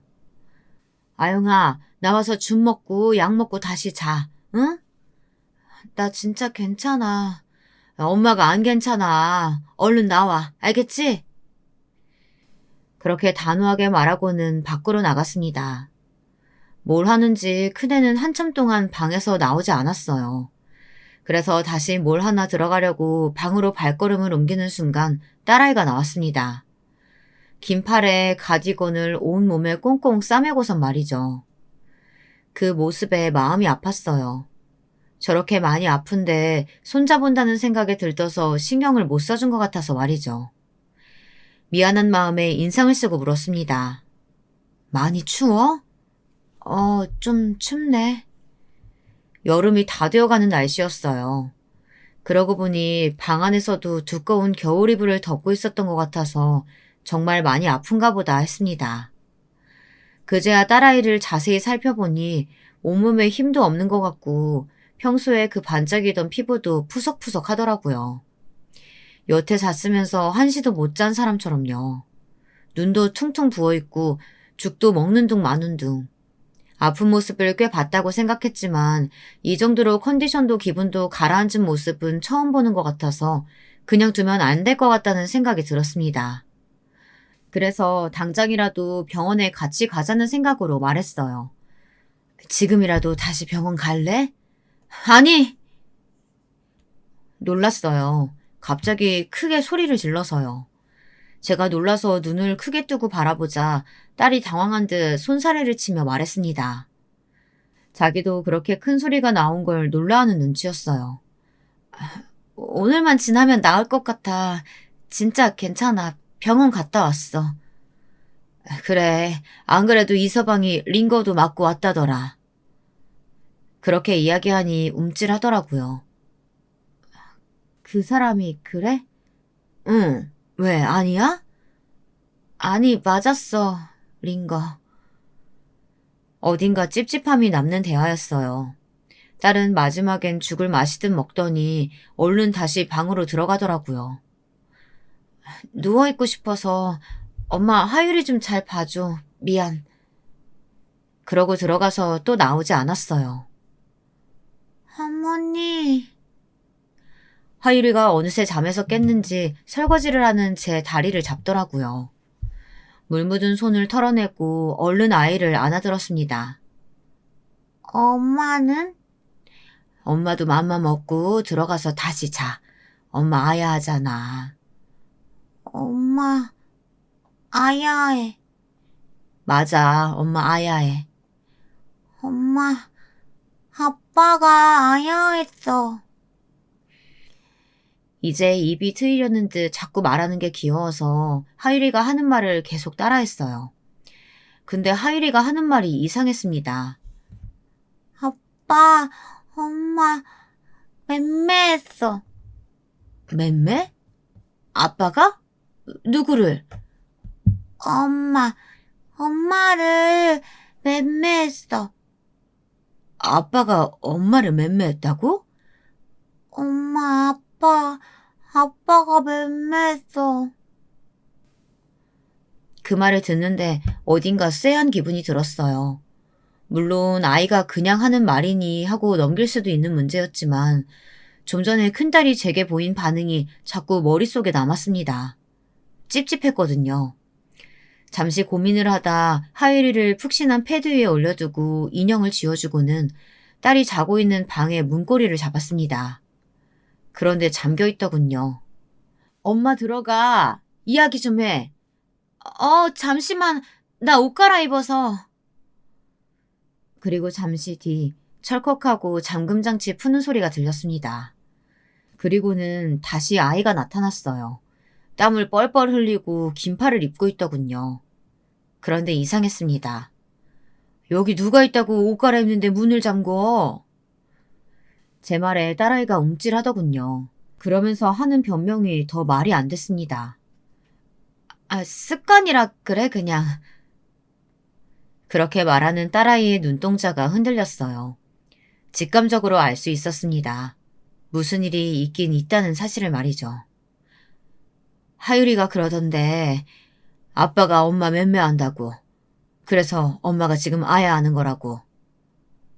하유리가? 딸아이가 엄청 놀란 듯 눈을 동그랗게 뜨더라고요. 그리고 인상을 찌푸리더니 금방 제 눈치를 보며 어색하게 웃었습니다. 요즘 어디서 들었는지 이런저런 말을 많이 해. 입이 트이긴 하나 봐. 맴매도 어디서 들었나 보다. 그렇게 말하며 자신의 긴팔티를 자꾸 끌어서 뭔가를 가리려고 하더라고요. 그래서 딸아이의 손목을 확 잡았습니다. 아이가 아픈지 인상을 팍 쓰더라고요. 알았습니다. 맞았다는 사실을 말이죠. 너 옷 벗어봐. 아니라니까. 진짜 아니야, 엄마. 아니면 못 벗을 이유가 뭐야? 엄마한테 몸 보여주기 싫은 것도 아닐 테고. 얼른 엄마 진짜 화내기 전에 벗어. 진짜 아니라니까. 아빠 부를까? 엄마 성격에 이대로 집에 못 가는 거 알지? 아빠 부를까 하는 그 말에 딸아이가 한숨을 쉬더라고요. 그리고 어쩔 수 없다는 듯 조심조심 옷을 벗었습니다. 저는 그 자리에 멈춰서 아무것도 할 수 없었어요. 정말 누가 제 머리를 망치로 한 대 치고 간 것 같았습니다. 어떤 말도 어떤 생각도 할 겨를도 없이 그 처참한 광경을 보고만 서 있었어요. 이내 손이 덜덜 떨려오고 눈물이 고였습니다. 딸아이의 몸은 성한 곳이 단 한 곳도 없었어요. 온몸에 피멍 같은 멍이 들어 있었습니다. 그것도 색이 다 달랐어요. 오래돼 보이는 멍도 있었고요. 정말 눈물이 후두둑 떨어졌어요. 이게 무슨... 이서방이 한 짓이니 정말? 제 그 물음에 딸아이가 고개를 숙이고 울기 시작하더군요. 벌벌 떨려오는 손으로 딸아이 몸 전체를 제대로 만지지도 못하고 쓸었어요. 그리고는 다리에 힘이 풀려 풀썩 주저앉았습니다. 제 그 모습에 딸아이가 울면서 저에게 다가오더군요. 엄마, 너 이럴 때까지 왜 말 안 했어? 왜? 하면서 버릇처럼 들었던 팔을 아이의 멍이 가득한 팔을 보고 내려놨습니다. 그리고 엉엉 울었어요. 얼마나 울었을까. 정신을 차리고 물었습니다. 분노를 억지로 정말 억지로 가라앉혔어요. 당장이라도 그 새끼를 죽이러 가고 싶었지만 말이에요. 거짓말하면 엄마 진짜 화낼 거니까 사실대로 말해. 언제부터야? 딸이 아무 말도 하지 않고 입술을 깨물더군요. 그래서 소리쳤습니다. 말 안 해? 하율이 낳고 나서 처음에는 이 정도는 아니었는데 점점 심해졌어요. 왜 말 안 했어? 처음에는 손대고 나면 진짜 자기가 미쳤었다면서 싹싹 빌었거든. 나는 그걸 바보같이 믿었고. 그리고 요즘은 차마 말할 용기가 안 났어. 엄마가 얼마나 속상해할지 아니까. 그렇다고 이걸 참고 살아. 이 미련한 거사. 하면서 오열했습니다. 4년을 이렇게 지옥 같은 곳에서 악마 같은 새끼랑 살았다고 생각하니 온몸이 고통으로 찢어지는 것 같았어요. 그러다 번뜩 정신이 들었습니다. 나라도 정신을 똑바로 붙잡고 있어야 한다고 말이죠. 가방 제일 큰 거에 네 짐 다 넣어. 엄마는 하율이 챙길 테니까. 일단 아이를 저희 집으로 데려가야 했어요. 그래서 아이에게 짐을 챙기게 한 뒤 하율이 짐은 제가 챙겨서 인형을 들고 꾸벅꾸벅 졸고 있는 아이를 안아들고 저희 집으로 향했습니다. 아침에 하율이가 지 아빠를 본체만지 했던 것도 이해가 갔어요. 근데 하율이가 어떻게 알았지? 잘 때만 그랬는데. 큰딸이 그렇게 말하면서 울더라고요. 정말이지 가슴이 찢어지는 경험이었습니다. 그렇게 집으로 가는 길에 동네 작은 병원에 가서 진찰을 받고 진단서를 끊었어요. 당장이라도 경찰에 신고하라는 의사 선생님의 말에 다 준비해서 할 테니 일단 모른 척 해달라고 부탁했습니다. 선생님은 최대한 상세하게 진단서를 써주셨어요. 사진도 엄청 찍었고요.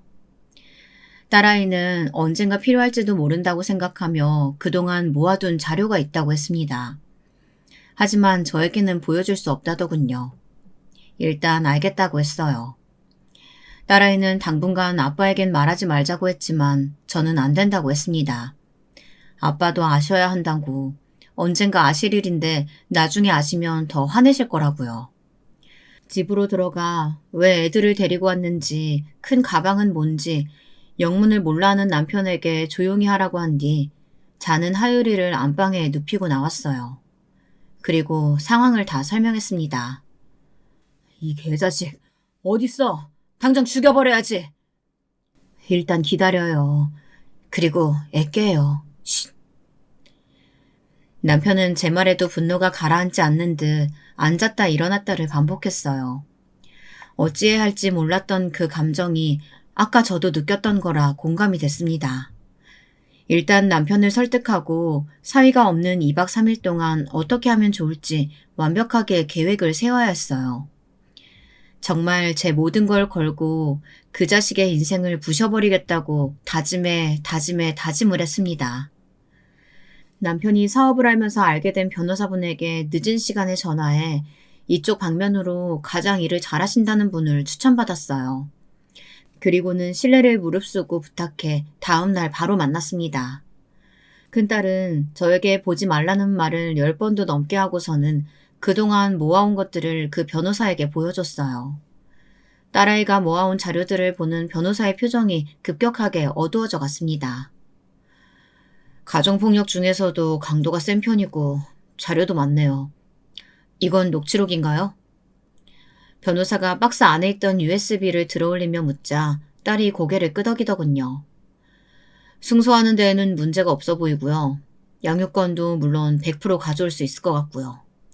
이 정도면 접근 금지도 가능하고 이제 문제는 위자료를 얼마를 청구할지예요. 제가 며칠 자료를 좀 더 보고 판례를 뒤져본 다음에 금액 최대치로 뽑아볼게요. 그렇게 상담을 마치고 돌아오는 길에 아이가 울더라고요. 어딘가 후련해 보이는 듯 했습니다.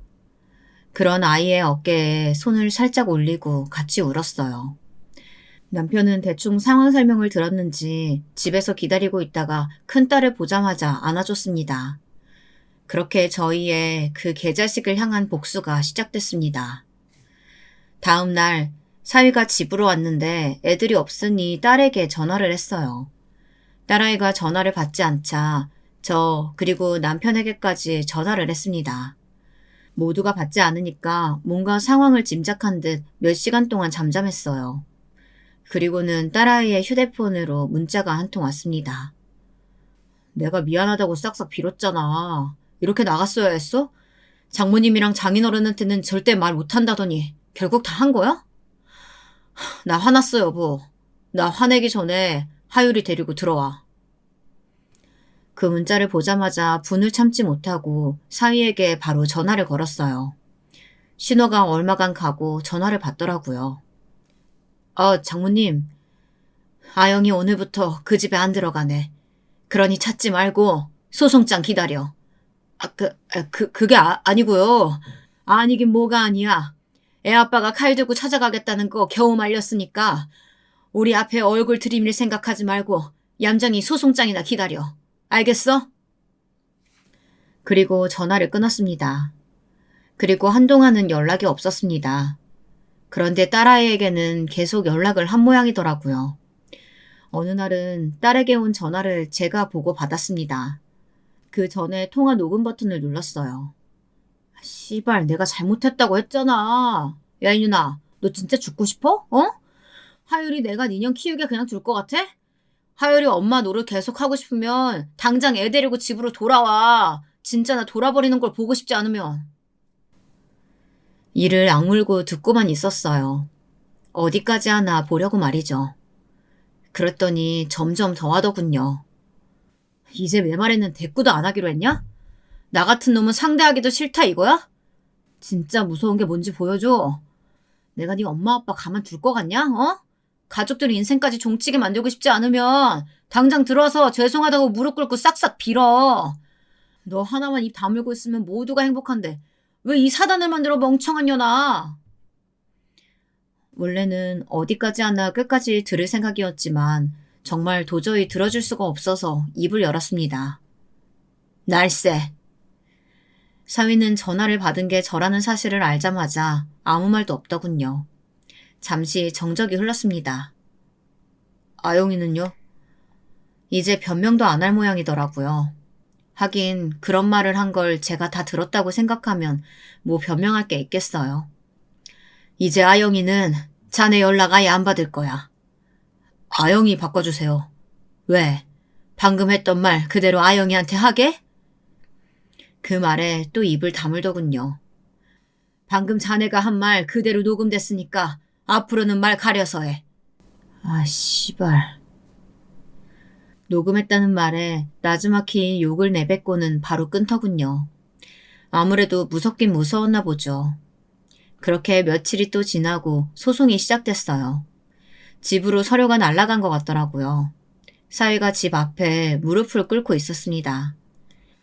다시는 이런 일 없도록 하겠습니다. 정말 죄송해요. 이미 몇 번이고 무릎 꿇고 그런 말 했었다고 들었네. 소용없으니까 가봐. 내가 내 딸이 몇 년간 맞아온 걸 알았는데 그 지옥 같은 집에 다시 보낼 거라고 생각하나? 죽어도 그런 일이 일어나지 않으니까 진짜 죄송한 마음 하나라도 있거든 순순히 다 인정하고 처벌받을 건 받아. 남편은 정말 사위를 보면 죽여버리고 싶을 것 같다고 집 안에서 나오지 않았어요. 사실 딸이 무슨 일이 일어날지 모른다며 지 아빠를 붙잡고 있었던 것도 있고요. 제가 그렇게 말하니 사위가 벌떡 일어나더군요. 그리고 표정이 험악해졌습니다. 진짜 이러실 거예요? 에? 자네 아직도 상황 파악이 안 되나? 아영이랑 하율이는 절대 그 집으로 다시 돌아가지 않아. 그리고 자네가 이럴수록 자네한테 불리한 건 알지? 씨발 진짜 딸 이혼녀 만들면 퍽이나 좋으시겠어요. 네? 그 말을 듣고도 기가 차더군요. 요즘 같은 시대에 그게 무슨 흠이라고 그딴 걸로 협박을 생각할 수 있는지 말이에요. 제가 기가 막히다는 듯 헛웃음을 지으며 대답했습니다. 요즘 세상에 그건 흠도 아니지만 설사 그렇다 하더라도 맞고 사는 것보단 1000만 배 나으니까 돌아가. 그런 거 안 통해. 자네 안 가면 경찰 부르겠네. 경찰? 불러. 집안 싸움이라고 하면 돼.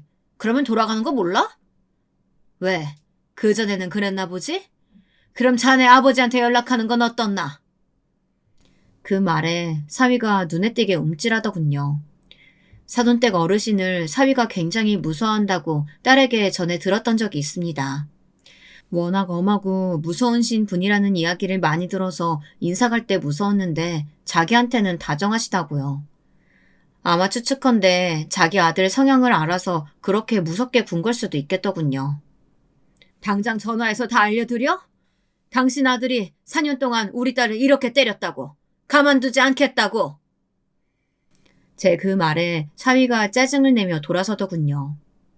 그날 밤 생각했습니다. 이대로 소송만으로 끝내기엔 너무 분하다고 말이죠. 아직도 선명한 딸의 온몸에 있는 멍자국과 누가 옆에서 손만 들어도 움찔거리는 모습을 볼 때마다 눈물이 날 것 같았습니다. 하지만 벽보를 붙인다든지 시위를 하는 건 나중에 있을 재판에서 저희가 불리할 수도 있다는 이야기를 들었어요. 그래서 남편에게 부탁해 사이에 회사 사람 하나를 소개받았습니다. 남편은 사업을 오래 해서 발이 넓은 편이었거든요. 나온 사람은 딸 또래의 여자 직원이었어요. 아빠 친구분 따님이 이 팀장님 아내분 되시는 거 이번에 저도 처음 알았어요. 이렇게 나와줘서 너무 고마워요. 아빠가 나가서 이야기를 좀 들어보라고 하시긴 하셨는데 제가 진짜 무슨 영문인지 하나도 모르고 나와서요. 남편 친구의 딸이 그 회사를 다니더라고요. 남편이 친구에게 저희 집 이야기를 했고 남편의 친구는 그런 쓰레기가 다니는 회사에 내 딸을 다니게 할 수 없다며 따님분을 제게 소개시켜 주셨습니다. 제가 사진 몇 장을 내밀었어요. 이게 다 뭐예요? 딸의 사진을 보고 정말 경악하더군요. 그래서 그간의 사정을 말했습니다. 이 팀장님이 이런 분이셨다고요? 회사에서는 너무 나이스하셔서 한 번도 생각해 본 적 없는데 사람 겉만 보고는 절대 모른다더니. 제가 보여주는 것들을 보면 볼수록 분노하는 게 느껴졌습니다. 그리고는 뭘 도와주면 되냐고 뭐든 도와주겠다고 하더군요. 그냥 이 팀장이 부인을 때려서 전치 5주가 나왔다더라. 그래서 지금 이혼 소송 중이라던데 이런 소문만 좀 퍼뜨려줘요. 아빠한테 들었다면서. 그거야 너무 쉬운 일이긴 한데 그 정도로 괜찮으시겠어요? 원래 이런 소문은 금방 퍼지잖아요. 회사 전체가 자기한테 손가락질하는 걸 한번 겪어봐야 돼요, 그 자식은. 그래서 자기가 얼마나 손가락 받을 일을 한 건지 아주 확실하게 깨닫게 해줄 거예요. 남편 친구 딸은 고개를 끄덕이며 공감해 줬습니다. 그리고 바로 다음 날부터 회사에서 동료들에게 이야기를 하고 다닌 모양이더라고요. 회사 전체에 정말 하루 이틀 만에 소문이 다 퍼졌다고 남편을 통해 전해 들었어요. 평소에 그런 이미지가 아닌 사람이라 그런지 회사 내에서도 다들 엄청 충격받아 한다고들 하더라고요. 그리고 얼마 뒤에 회사 내부에서 그 사실이 진짜인지 아닌지 남편을 불러다가 물어본 모양이더라고요. 아마 진짜라고 했겠죠. 거짓말을 했다가 나중에 진짜임이 밝혀지면 더 큰일이 나니까요. 사위는 휴직계를 내고 회사를 쉬게 됐다는 이야기를 들었습니다. 아마 말이 휴직계고 이렇게 자연스럽게 정리해고 되는 걸 거라는 이야기를 남편의 친구에게 전해 들었어요. 제가 소문을 낸 거라는 사실은 모르는 것 같더라고요. 네네, 그 일 관련해서는 조용했던 걸 보면 말이죠. 하지만 저는 여기서 끝날 생각이 없었습니다. 때마다 보내주시는 사돈네의 농작물을 받고 사돈네에게 전화를 했어요. 이제 그만 보내주셔도 된다고 말이죠. 그랬더니 사돈이 왜 그러냐고 물어서 애들 이혼 진행 중인 거 모르셨냐라고 대답했습니다. 아직 말하지 않은 것 같더라고요. 사위가 바로 득달같이 저를 찾아왔습니다. 아버지께 말하셨어요? 늘 보내시는 채소들을 올해도 보내셨길래 이제 안 보내주셔도 된다 했더니 왜 그러시냐 물어서 애들 이혼 절차 진행 중인 거 모르셨냐. 이렇게 말한 게 다네. 왜? 내가 구체적으로 말해드릴 걸 그랬나? 그냥 연락을 마시지 왜 연락을 하셨어요? 어차피 알게 될 일 아닌가. 그리고 나는 자네 집에서 보낸 그 무엇도 이제 받고 싶지 않네. 자꾸 이런 일로 찾아오지 말게. 자네 얼굴 보는 것도 역겨우니까. 그러고는 자리에서 일어섰습니다. 사위가 뒤에서 욕하는 게 들리더라고요. 아마 심경이 복잡하겠죠. 회사도 잘려 필사적으로 숨기던 아버지까지 이제 이 사실을 알게 생겼으니 말입니다. 아니나 다를까 사돈댁에서 모든 사실을 다 알게 된 모양이더군요. 사돈댁에서 만나자는 연락이 왔습니다. 정말 죄송합니다. 면목이 없습니다. 어떻게 사죄의 말씀을 드려야 할지 모르겠네요. 사실 그 어떤 용서를 비신다고 하더라도 저희는 용서할 마음 없습니다. 그냥 아드님이 저희가 요구한 조건 그대로 받아들이고 진심으로 반성할 수 있게끔 따끔하게 알려주세요. 아이가 정말 많이 죄송하다고 무릎까지 꿇었다고 하던데 한 번만 용서해 주실 수는 없나요? 어떻게 알려졌는지 회사에도 소문이 다 났고 지금 이 상태에서 이혼까지 하면 정말 저희 아이는 미래가 없는데 이런 일 한 번 더 있으면 저희가 나서서 이혼시키겠습니다. 한 번만 용서해 주세요. 자기 딸이 저런 일을 당했더라도 저런 말을 할 수 있을까요? 서민은 보나마나 자기 유리한 대로 이야기를 했겠죠. 그 상황을 무마하려고요. 용서요? 사돈 어르신은 사돈 어르신 자식이 맞았대도 용서를 하실 수 있겠어요? 네? 물론 힘드신 건 압니다. 아는데 그래도 둘 사이에는 하율이도 있고.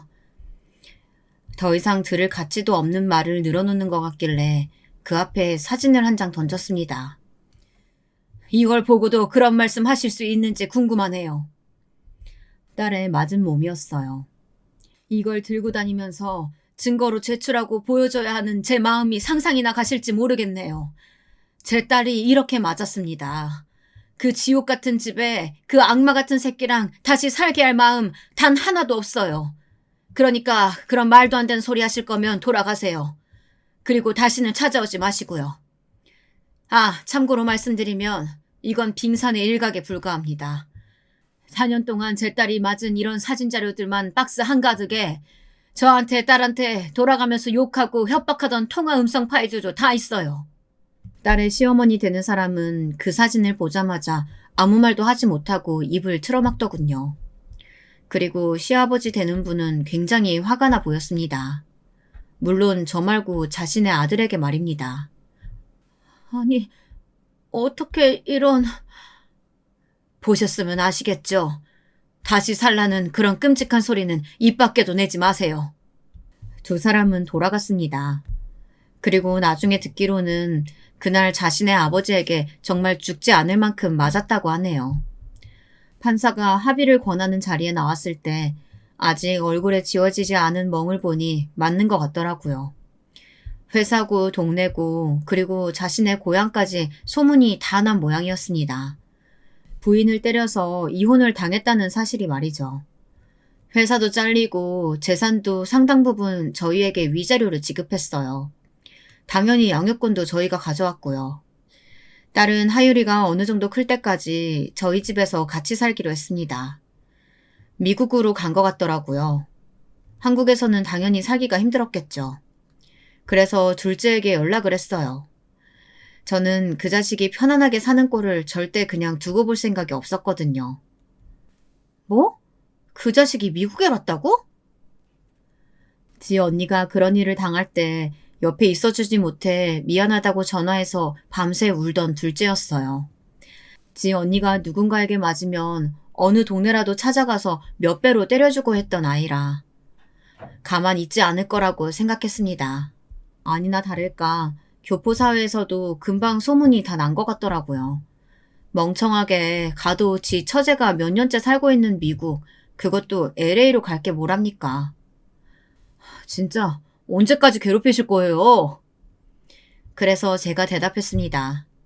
내 분이 다 풀릴 때까지. 원하는 대로 다 들여드렸잖아요. 제발 그만하세요. 곧 미국에서도 들어왔다는 소식을 들었습니다.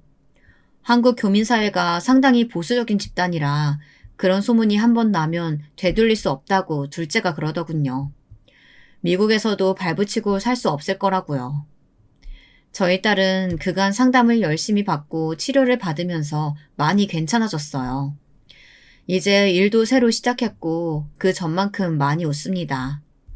그리고 딸에게 호감을 보이는 청년도 생긴 것 같더라고요. 물론 아직 딸에는 누군가를 만날 마음이 없는 것 같긴 하지만요. 그냥 서서히 일상으로 돌아가는 게 기뻤습니다. 그 전의 모습들을 되찾는 것 같아서 말이에요. 하지만 그 자식과의 악연은 거기서 끝나지 않았어요. 딸에 대한 집착이 시작된 것이었습니다. 당신이 우편함의 우편물 뜯어봤어요? 나? 아니, 왜? 우편물이 막 뜯겨져 있어서.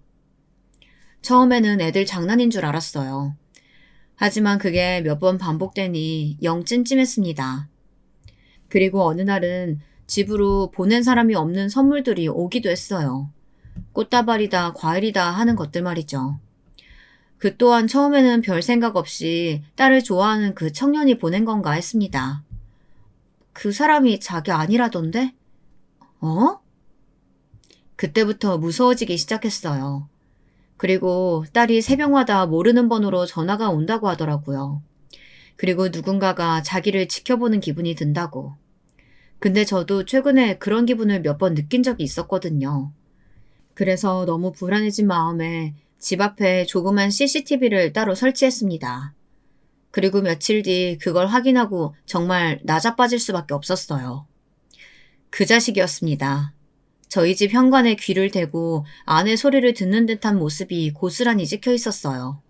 텀을 보니 2, 3일에 한 번씩은 찾아와서 그렇게 저희 집 동태를 살피고 가는 것 같더라고요.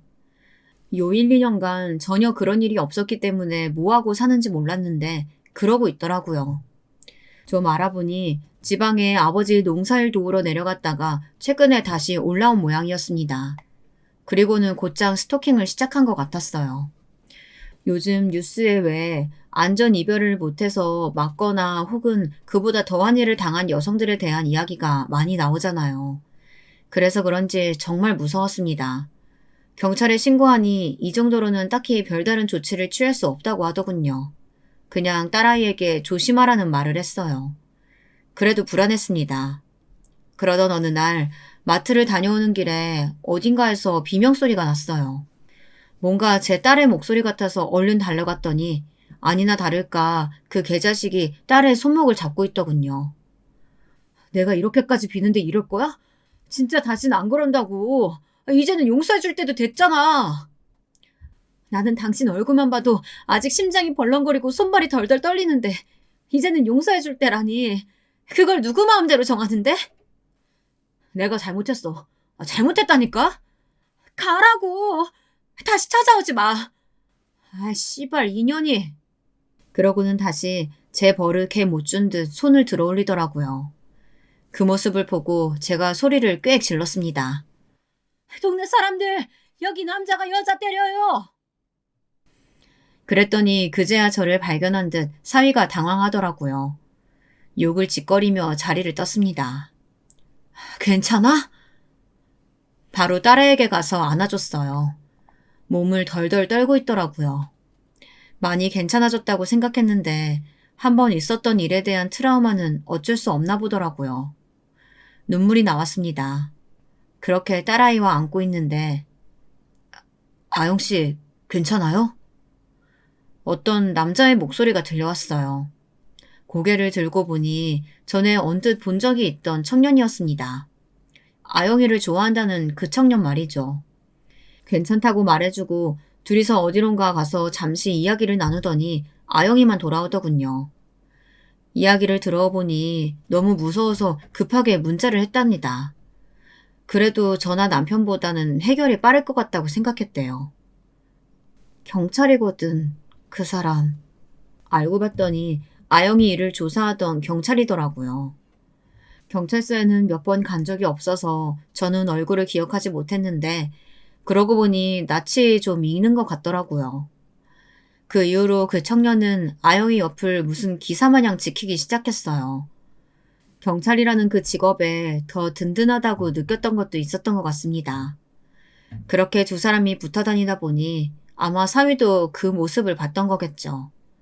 그날 이후로 딸의 바뀐 번호를 어떻게 알아냈는지 자꾸 문자가 온다고 했습니다. 당신 연애해? 나를 두고 어떻게 그럴 수 있어? 그 새끼는 네가 이혼녀의 애엄마인 거 알아? 정말 징글징글했습니다. 동시에 무섭기도 했어요. 어느 날은 저희 집 앞에서 기다리고 있다가 저랑 마주쳤어요. 어머님이 용서해주세요.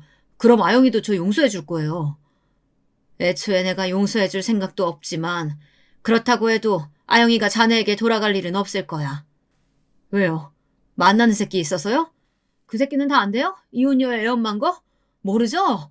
모르니까 만나는 거겠지. 왜 몰라? 자네가 아영이 그렇게 했을 때 사건 조사하던 경찰이었는데. 뭐라고요? 제 말에 적잖이 놀란 것 같더라고요. 왜 아니겠어요. 그건 저희도 놀랐는데요. 거짓말이죠? 내가 그런 거짓말을 왜 하나? 그리고 자네 아버지는 자네 올라와서 또 이러고 다니는 거 아시나? 어? 그 말에 또 인상을 팍 쓰더니 그대로 돌아가더군요. 그리고 한동안은 잠잠한 듯 했습니다. 그러다 사건이 터졌어요. 또 몰래 저희 집 앞에서 아영이를 기다리다가 아영이가 혼자 있는 줄 알고 아영이에게 말을 걸었던 겁니다. 근데 뒤에서 그 청년이 오고 있었던 거예요. 시비가 붙었고 사위가 먼저 그 청년을 한 대 때리자 그 청년이 바로 제압을 했다더군요. 덩치도 힘도 딱 봐도 사위보다 더 크고 좋아 보이는 청년이긴 했거든요. 사위는 그대로 경찰서로 연행되어 갔습니다. 그리고 현행범으로 체포되었어요. 또다시 시골에서 전 시댁 식구들이 다시 올라왔습니다. 이 미친 새끼가 다시는 안 그러겠다 그래서 올려보내줬더니 또 쓰레기 같은 짓을 해? 너 죽고 싶어 진짜? 어? 하면서 자신의 아들 뺨을 세게 올려치더군요. 전 사위가 휘청했습니다. 죄송합니다. 그 와중에 딸의 전 시어머니는 저희에게 와서 또 용서를 구하기 시작했습니다. 정말 면목 없습니다. 정말 미안하다 얘야. 우리가 애를 다 잘못 키운 죄다. 저는 딱히 할 말도 용서하고 싶은 생각도 없어서 대꾸도 하지 않았습니다. 보나마나 이번에도 합의해달라는 말을 할 게 뻔했고요. 아니나 다를까 나중에는 제발 합의를 좀 해달라고 하더군요. 딸의 전 시아버지는 절대 합의해주지 말라고 저희에게 봐주지 말라 신신당부하시는 바람에 그 집 부부도 싸움이 좀 있었습니다. 그래도 합의는 해야 될 거 아니에요. 아들 전과자 만들 순 없잖아요. 갱생이 안 되는 새끼 자꾸 이런 식으로 봐주니까 더 정신 못 차리는 거 아니야. 없는 자식 치면 되지. 정말 난장판이었습니다. 그 와중에 전 사위는 딸이랑 만나는 그 청년을 향한 계속 적대감을 내비치는 바람에 조사도 제대로 진행이 되지 않았고요. 통상적으론 그 정도 일로 유치장에 구금되진 않는다고 들었지만 이미 딸애를 폭행해서 그 문제로 처벌받은 적이 있는지라 유치장에 구금이 됐어요. 그리고 저희가 합의를 해주든 말든 경찰로 넘겨질 거라고 하더군요. 경찰을 때린 것도 큰 이유인 것 같았습니다. 그렇게 집행유예이긴 해도 형을 받았다는 연락을 얼마 뒤에 듣게 되었어요. 그리고 아직까지는 제 딸 앞에 나타나지 않고 있어요. 아마 그 청년이 무서워서도 이유가 크겠죠. 여태는 자기보다 덩치도 작고 힘도 없는 사람들만 상대하다가 예상 밖의 상대를 만났으니 말입니다. 전 사위는 다시 시골로 잡혀간 것 같더라고요. 뭐 외국에 나갔다는 소문을 들은 적도 있는데 그건 아닌 모양이었습니다. 그렇게 무서워하는 자신의 아버지 옆에서 아마 꽤나 견디기 힘든 생활을 하겠죠. 제대로 된 인간이라면 과거를 후회하며 자신이 한 짓을 되돌아보겠지만 그럴 인간은 아니기 때문에 그냥 그렇게 평생 과거에 묶여서 살길 바랄 뿐입니다. 그러지 않기 위해 노력하는 저희 집 사람들과는 다르게 말이죠. 아직은 결혼 생각이 없는 것 같긴 하지만 딸아이는 그 청년과 잘 만나고 있습니다. 종종 저희 식구들과 밥도 먹고 그래요. 오랜만에 한국에 잠깐 들린 둘째가 그 청년을 보고 그러더군요. 사실 그전 그 새끼는 좀 쎄한 게 있었거든. 나는 저 사람은 좀 괜찮아 보이는 것 같아. 하율이 보는 눈도 다정하고. 그래도 딸아이는 선뜻 누군가와 다시 가정을 꾸리는 것에 대한 두려움이 있는 것 같더라고요. 충분히 이해했고 그 청년도 그래주는 것 같았습니다. 아, 우리 하율이 이야기를 좀 해야겠네요. 아마 아이가 말이 안 늘던 이유가 그 집에서 그 자식의 행태와도 관련이 있을 수도 있었을 것 같아요. 왜냐면 그 집을 나오고 자신의 아빠를 안 보기 시작하면서 아이의 말이 굉장히 빨리 늘었거든요. 이제는 어린이집에서도 말도 제일 많이 그리고 제일 잘한다고 담당 선생님이 말을 전해줬습니다. 집에서도 입이 쉴 새가 없어요. 그간 못한 말을 다 하기라도 할 기세로 말을 하고 있습니다. 그 조잘거리는 입이 어찌나 귀여운지 하율이 본다고 시간 가는 줄 모르는 생활을 하고 있어요. 나중에 너 다시 재혼하는 날 와도 하율이는 나 주고 가. 안 돼. 하율이는 내 아들이야. 너보다 하율이가 더 좋은데 어떡하냐? 그건 좀 서운한데? 저희는 평화롭게 잘 지내고 있습니다. 물론 때때로 그때의 기억이 떠오르는 날이면 힘들어지기도 하지만 많은 시간을 웃으며 지내고 있어요. 어느 날 딸애가 그러더군요. 나만 참으면 모두가 행복해진다는 그 말에 그냥 참았었다고 말이죠. 혹시나 하율이를 못 보게 될 상황도 무섭고 내가 맞고 산다는 사실을 사람들에게 알리는 것도 부끄럽고 또 무엇보다 저와 남편이 이 사실을 알게 돼서 가슴 아파할 게 너무 걱정되었다고 말이죠. 그리고 처음에는 그 자식이 하는 말을 믿기도 했답니다. 다시는 안 그러겠다는 그 말이에요. 그렇게 점점 더 심해진 폭력에 어느 순간 자신도 익숙해져 가는 게 무섭기도 하면서 한편으로는 다행이라 여긴 적도 있었다고요. 하지만 이 모든 상황이 지나고 돌이켜보니 결국 내가 있었던 그곳이 지옥이었고 자신은 악마와 살았던 게 맞다고 말했습니다. 그리고 이런 상처는 부끄러워할 것도 아니라는 사실도 말이죠. 사람은 결국은 어떤 상처를 이겨내는 힘을 다들 가지고 있으니까요. 아직은 힘든 날도 종종 있긴 하지만 결국엔 시간이 우리의 상처를 더 흐리게 해줄 겁니다. 물론 흉은 남을지언정 말이에요. 저희는 그날을 위해 오늘도 최선을 다해 행복할 예정이에요. 물론 내일도 말이죠. 이 이야기를 들으시는 분들도 혹시나 남들의 시선과 혹은 누군가가 속상해할 것을 걱정하거나 내가 잘못하지도 않은 일에 부끄러워하신다면 전혀 그럴 필요가 없습니다. 그런 생각들이 오히려 가해자가 더 당당해질 수 있게끔 만들어주는 거니까요.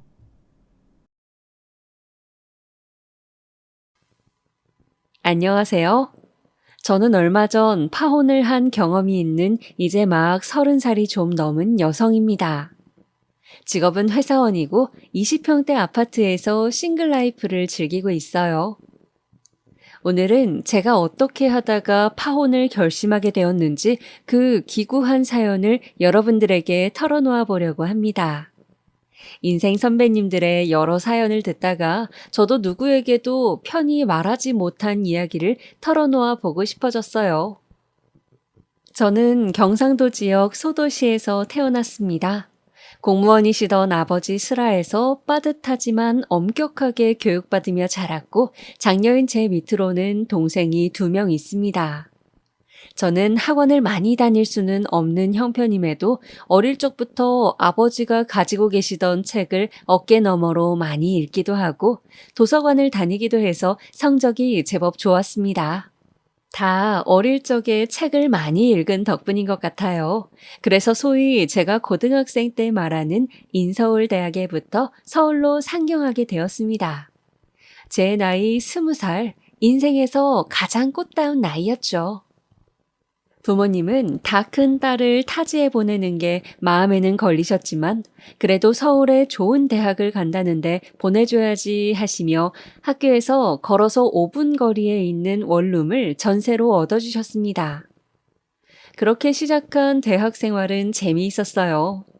사실은 제가 사투리를 쓰다 보니 애들이 나를 무시하면 어쩌나 겁도 나고 긴장도 됐었는데 신입생 OT 가기 전날 얼마나 걱정을 했는지 모르겠어요. 과연 내가 깍쟁이라는 서울 애들과 잘 지낼 수 있을까? 그런 걱정이 머릿속을 계속 맴돌았습니다. 드디어 OT 날 아침이 밝았어요. 저는 청자켓을 입고 선배들이 세우는 줄에 따라 2명씩 짝을 지어 고속버스를 탔습니다.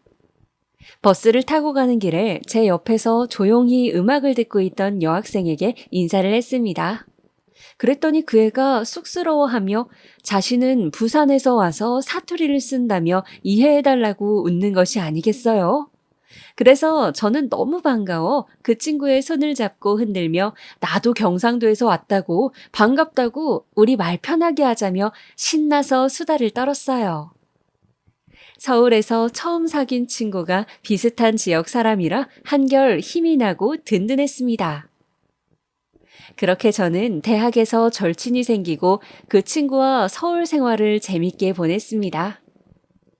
뉴스에서만 보던 서울의 경복궁이나 창경궁 같은 궁도 산책하고 벤치에서 도시락을 까먹기도 하고 명동이다, 신촌이다, 가보고 싶었던 지역을 하루씩 날을 정해 가보며 구경을 실컷 하기도 했어요. 연희라는 이름을 가진 이 친구는 피부가 무척 희고 긴 머리가 찰랑거리는 여성스러운 외모의 친구였는데 그래서인지 남자에게 인기가 많았습니다.